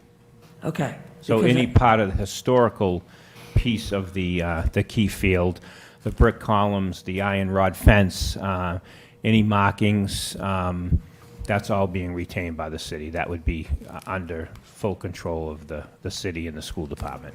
Okay, because I think the significance of the history of the field, because Mr. Keith was a school board member, and his family donated the land, and the Eagles, he was in the service when he died, only at 40 years old, and the Eagles guarding the field is a fitting symbol of a man who served his country with pride and the young people of this city with dedication. So I don't think we should lose that. Yeah, because and we were that's- very clear with the architect when designing this that none of that could be touched. And this design takes that all into consideration. Thank you. And also, I just wanted to ask the superintendent, what, you feel as though the schools would still be able to use and have that field, and you would be happy with that? Yeah, and I think it would be important in the motion that this, if this is approved, that the school department would retain full control over this field. And the only thing we wouldn't control, obviously, if it's eventually put out to RFP, is that 47,171, that 1.1 acre that would be considered put out for access. But every other part that's left there, which is, I believe, a little bit over 3 acres, would be in total control of the Brockton Public Schools, like we have it now. We permit for that field. The school uses it whenever they have to. We have community events there, but that's all permitted by the school department, and that would remain the same. So I think that, obviously, if you decide to take a vote, that I would suggest that we would have that in the motion as well. All right, thank you. Thank you, Mr. Sullivan. Any other questions? Mr. Rodriguez, followed by Mr. Minicello, please. So I understand this correctly. So we are going to give up this whole parcel of land to the city, or are we just going to vote just on the 47,000? You would only vote on the 47,000. Just the 47,000. Sorry, Mike. You would only vote on the excess, the 47,000, the 1.1 acre, not the whole parcel, no. We would keep that parcel. That would not be, because that's not excess for us. We use that field. We only can vote on saying that that's excess that we really don't need, but the rest of that we use. Now, if this measure passes, what are we looking for, what are we looking at, as a time frame for developing this, this field? It all depends when the Yeah, I city mean- would move on the RFP. The RFP has to Yeah, go the first. RFP would have to be generated. If it passed favorable tonight, it would go back to the city. Michael Morris, who's the procurement officer for the city of Brockton, will need to generate an RFP. Good question. I don't know, Tony. I can ask him tomorrow and report back to you guys, but there is a process in place. Everything has to meet the standards of Mass General Law for the RFP. But Mike has been working for the city for decades, and he's the expert on how to do that. He'd be working with Peter Mello, he'd be working with Attorney Bridges on the city side as well. Although a typical RFP goes out, then it goes in the central register. What's that usually, a 6-week process? When it's real estate, it's longer. So when real estate, it'll be a total of 30 days. 30 days. So, And I think just to add to that, the process might be a little more protracted in this instance because it's registered land, so it would require, land court filings and the like. So it might take a little longer than it would were it not registered land. it also has to take into consideration if there's a protest by, if it's put out for RFP and you have more than one bidder, there also could be a protest, and that would then go to the Attorney General, and that could hold things up as well. So it's tough to come with a clear timeline. Yeah, that's more in the context of a construction. Yeah, I know, dispute, but yeah, point. Somebody I know, could it's a still good hold it point. up with- There's a process, and there's nothing that binds the city necessarily to conveying it ultimately if it's not satisfied with whatever bids come in, provided it follows that process. Then it's not obligated once it commences the process to convey the land to anybody until there's an agreement in place.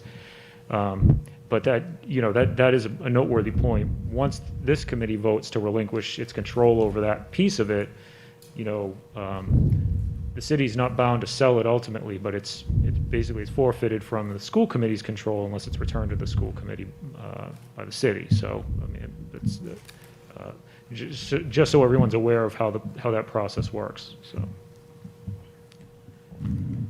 I'm sorry, Mr. Minicello. So what is the benefit, or the potential benefit to the community, in particular the school community, of basically giving up control of this 1.1 parcel?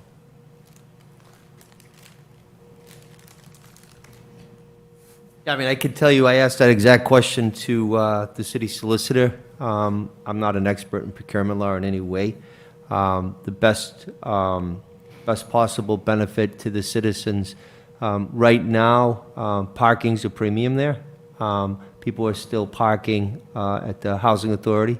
They can't park at the Old District Court anymore, so they're parking on West Elm. They're also utilizing the War Memorial, and they're also using the Arnon School. So there would be a benefit relative to whoever is deemed as the RFP winner, for lack of a better word. But incorporated within the language of the RFP has to be a substantial benefit to the citizens of the city of Brockton.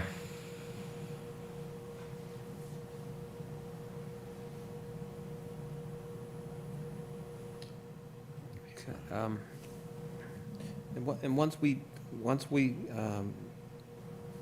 vote to give up that control, Attorney Mello, can we craft in the motion that unless it meets the criteria in the RFP of benefiting the community, that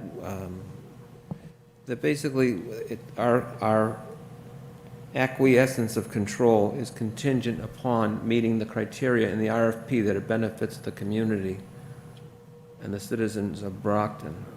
And if it does not, then ownership and/or control reverts back to the school committee. Yeah, no, it's a good thought, but I'm not sure that that's possible. It's something if the committee wanted us to do this, we could look into it. But I've actually pondered the extent to which you can condition a 15A vote, and I'm not sure you can. I think that it's basically a determination of whether this area is needed for its purpose, and it's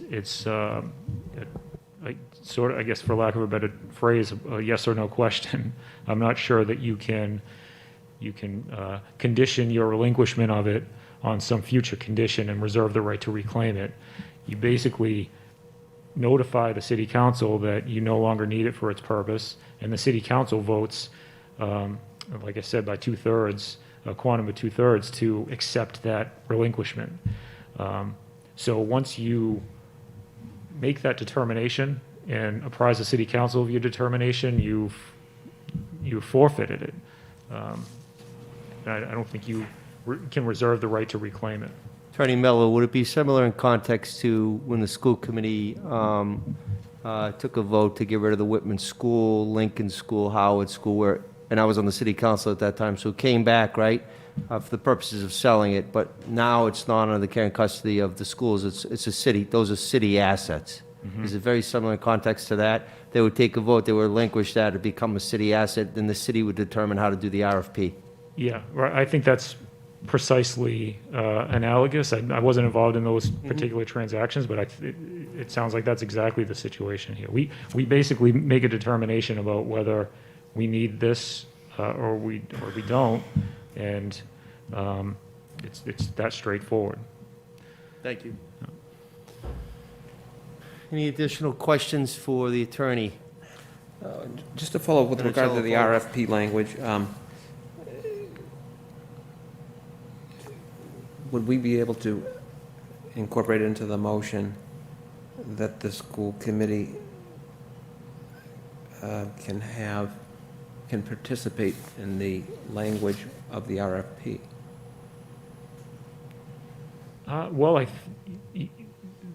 I guess my initial reaction to it is this vote is explicitly or relates explicitly to this 15A determination. I'm not sure that we can,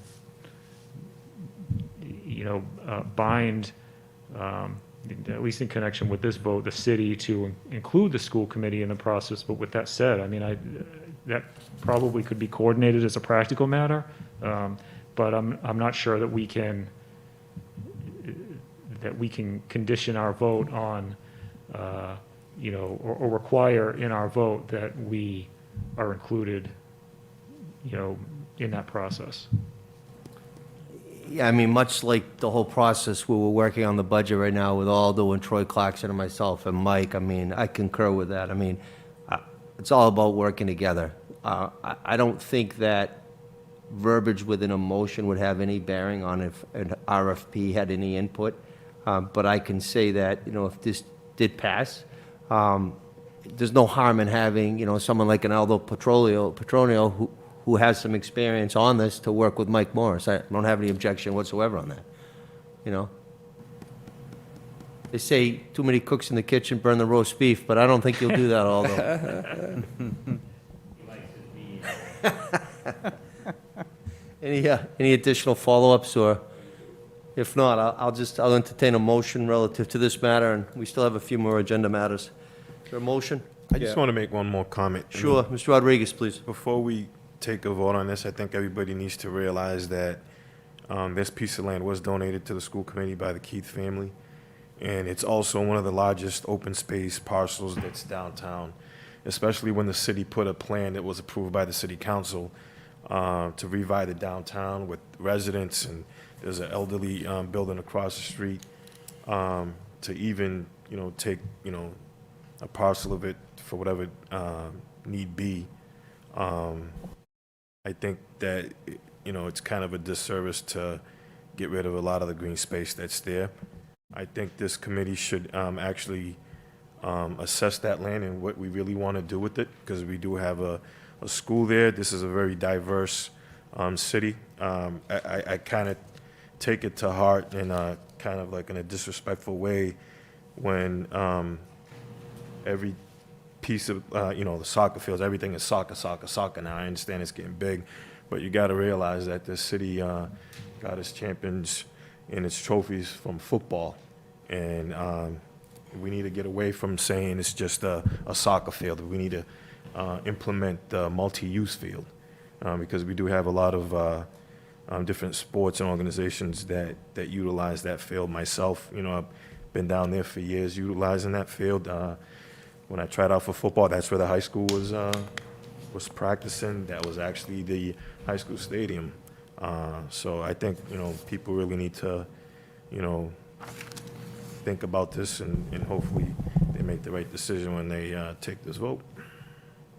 Thank you, Mr. Rodriguez. Mr. Minicello, please. One more follow. Is in part of this project and the potential RFP language, is any part of this to improve, the area there, improve the fields, or is that part of the RFP process? Yeah, I mean, much like under the facilities committee, I mean, when Counselor at Large and then that time Mayor Rodriguez, he pitched this idea relative to a field, and at that time, you're right, Tony, it was strictly soccer, and I played many hours of football on that field, so I hear you. But with that being said, we already have a bond that was approved. I voted for it when I was on the city council. It's still valid. So the improvements are happening, and they will happen to that field to benefit the youth and others that want to enjoy that as a much enhanced field that needs to be. It's not in good condition right now.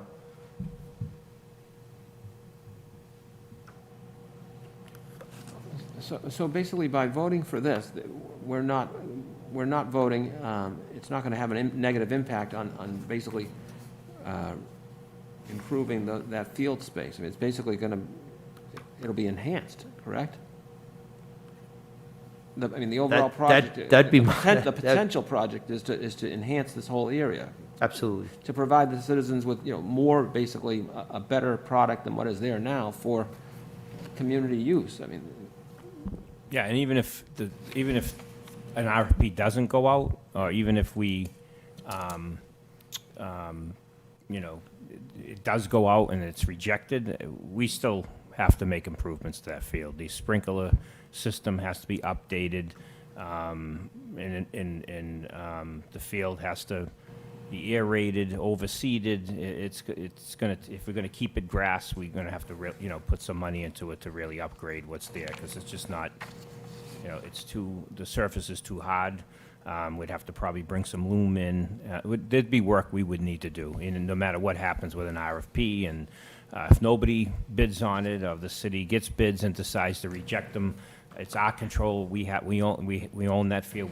It's our responsibility, and we definitely have to do upgrades there, lighting, and we really have to. Again, it's a hard surface, so we really need to improve it, and maybe we even consider, like what they did at O'Donnell's, if it just sod it and really make it a real good grass field. If this gets rejected, whatever happens with an RFP. Yeah. I mean, Still have to regardless. approve Yeah, it, you're right. Regardless of what happens from the school committee or city council or RFP, the portion of the field that's going to be retained in the care and custody of the schools has to be, and it will be enhanced, and we're going to invest money in it because that's what we need to do, and we will do that. And Mike and I have already talked about that with Aldo and Troy as well. So. Yeah, I mean, I certainly respect, what the fellow school committee member Rodriguez is saying. I mean, he certainly is committed to youth sports, and so are all of us. I mean, I mean, if in fact, by basically acquiescing control of that parcel is not in any way going to negatively impact our students and/or the community at large, and has the potential to increase the use and improve the overall site, then I'm certainly, for something like this. So basically, my understanding is the correct one. Correct? Correct. I guess I'd like verification that by acquiescing this property, this 1.1 acreage, that we potentially have the ability to improve, this area for the use of, for the use of the community overall and our students, and we aren't going to basically be giving up the use of that field, which is currently being used, you're telling me, Mr. Thomas, as soccer and football, right? I mean, Absolutely. so it's only going if to, the basically, it's field- only going to get better, it's not going to get worse, It correct? has to get better, even if it's All kept right. grass. Okay, Yeah, fine. and if it ends up turned into artificial turf, then it would be lined exactly how the high school is lined. It would be lined as soccer and football. Okay. And actually field hockey as well. Right. And that was the point I made earlier, that we can use it for Lacrosse- multiple lacrosse is another sports one. and, Yep. So. Any, Okay. any Okay. additional, any members of the committee have any additional thoughts or comments at this time? If not, I am going to entertain a motion. I'll make the motion. I move that the school committee vote pursuant to General Law, Chapter 40, Section 15A, to determine to be no longer needed for its purpose, that portion of the Keithfield property comprising of 47,170 square feet as depicted, measured, and identified as area of potential excess land in the conceptual soccer field layout plan prepared by Beals and Thomas, Inc., and presented to the school committee for tonight's meeting. And further, that notice of this determination be given to the city council. The school committee will maintain control of the remaining land. The form of a motion. Yes, sir. Is there a second on that motion? Second. There's a motion made by Mr. D'Agostino. It was properly seconded by Judy. I will now read the roll. Chair says yes. Vice Chair? Yes. Mrs. Mendez? Mr. Menoncello? Yes. Mr. Rodriguez? Yes. Mrs. Sullivan? Yes. Mr. Sullivan? Yes. It hereby passes, and we will move on. Thank you, Attorney Mello. Thank you, Mayor. Have a good evening. Drive careful. We'll go on to the next agenda item, which is number 7. It's new business, ratification of MOA, Brockton School Committee, and BEPA. Mr. Mayor, I have Yes, Mr. Sullivan. one item on the unfinished business. Yes, sir. If I'll read this off real quick. The bid review subcommittee met on May 13th at 5 PM. The meeting was held on Zoom by BCA. A roll call for quorum was held, and we had a quorum. Present was Chair Tim Sullivan, Mark D'Agostino, and Judy Sullivan. Also present was Mike Bandis, Brockton Public Schools Administration. One bid went out for lease of classroom space for fiscal year 2022, and only one bid was received. The bid was received from Massasoit Greyhound Associations Incorporated, George L. Carney, President, Year 1, $144,978. Year 2, $149,358. Year 3, $153,826, a total of a 3-year bid. Motion was made by Tim Sullivan, seconded by Judy Sullivan, and that motion was carried unanimously. Motion to adjourn was made by Mark D'Agostino, seconded by Judy Sullivan, and that roll call was also unanimous. The meeting ended at 5:40 PM. Tonight, I have two motions. The motion is to accept the minutes and move forward favorably to the full school committee, the minutes of this subcommittee. It's the form of a motion. Is there a second on that motion? Motion was made by Mr. Sullivan, was properly seconded by Mr. Rodriguez. I'll read the roll. Chair says yes. Vice Chair? Yes. Mrs. Mendez? Mr. Menoncello? Yes. Mr. Rodriguez? Yes. Mrs. Sullivan? Yes. Mr. Sullivan? Yes. Hereby passes. Thank you. The final motion is to approve the whole process. I make a motion that it moves forward. And isn't it getting referred to the full? It was just the minutes. It was on- Oh, those are the minutes. I'm sorry. Yep. And motion to approve. Second.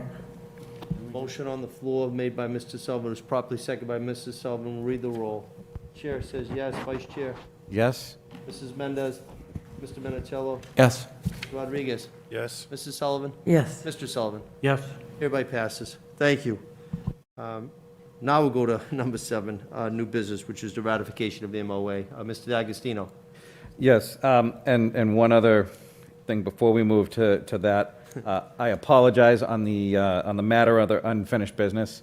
I was asked on behalf of school committee member Joyce Asak, who wasn't able to join us tonight, knowing that that item was coming up, she did want it to be known that she was in support of that motion or of that item. Okay. Minutes will reflect that. Thank you. All right.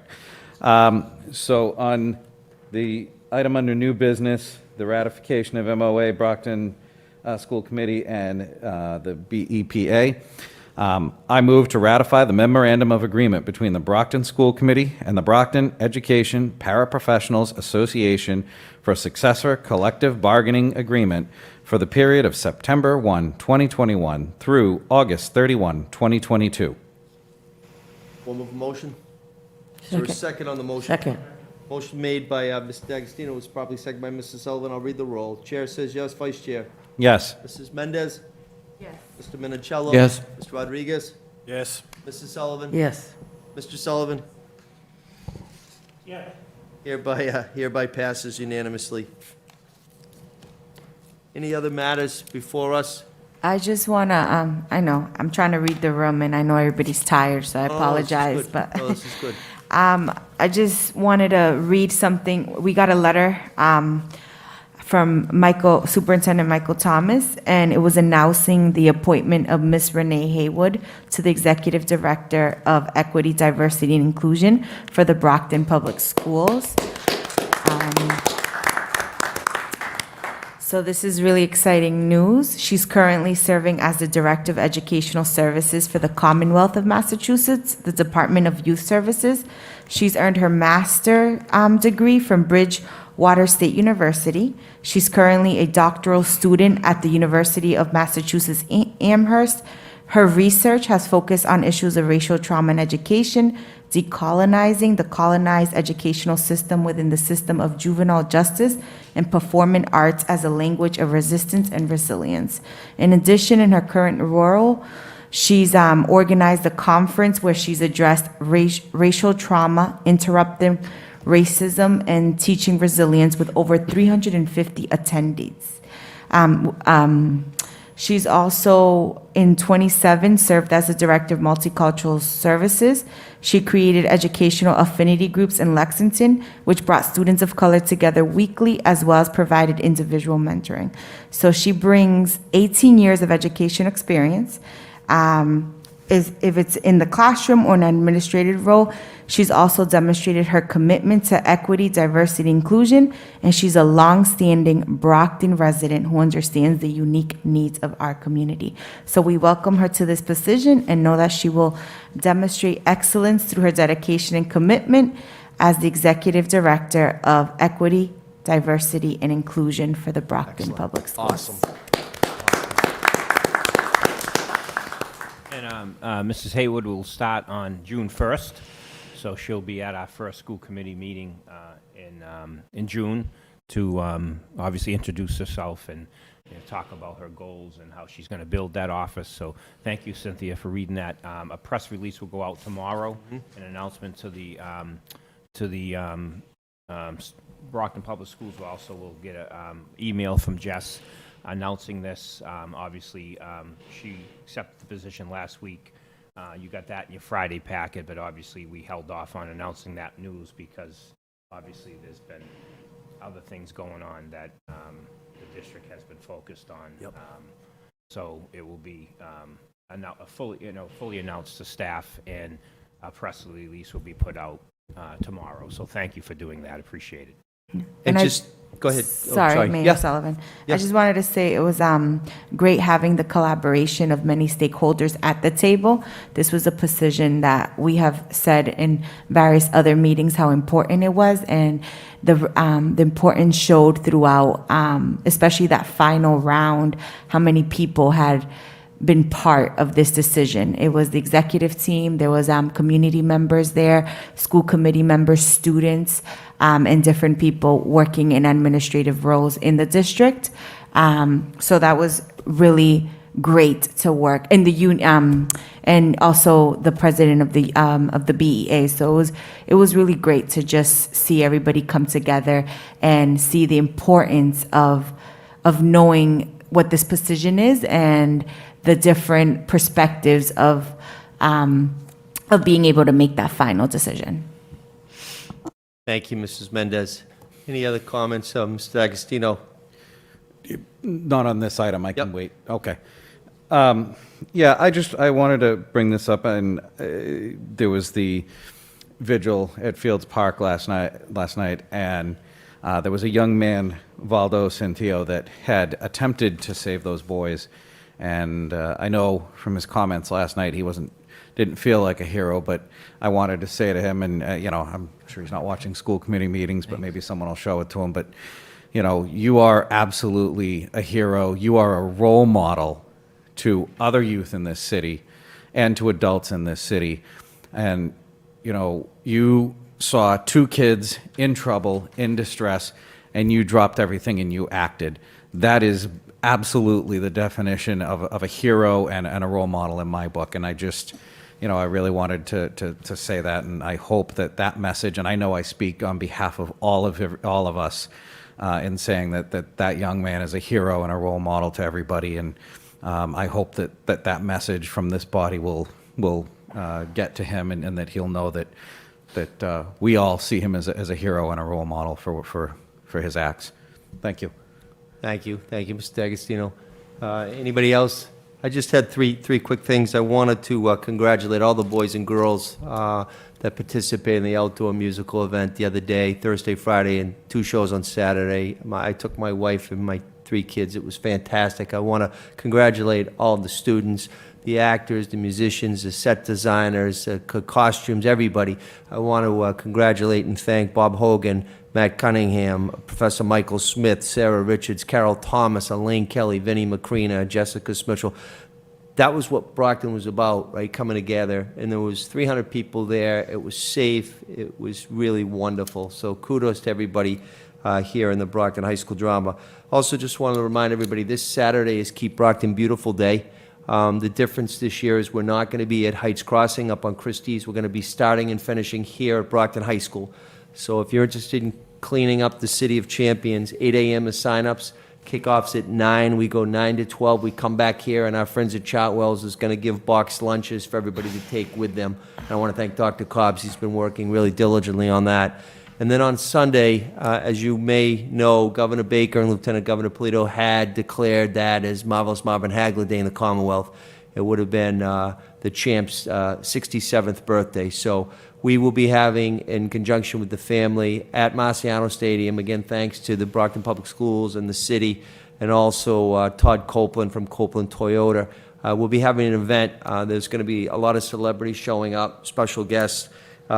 Gates open at 1 o'clock, again, social distancing and everything. And the event will be starting at 2 o'clock. It's not invitation only. I know some people thought that. So if you want to go up there, please, we welcome you. And weather looks like it's going to be a good day. So cross your fingers on that. Anything else before us? Judy? I just wanted to remind everybody, tomorrow night is the Pops concert at Brockton High. And it will be outside where the play was. And there's no cost for tickets. It's open to everybody and it's free. So it starts at 6:30 tomorrow night. Thank you, Judy. Entertain a motion to adjourn.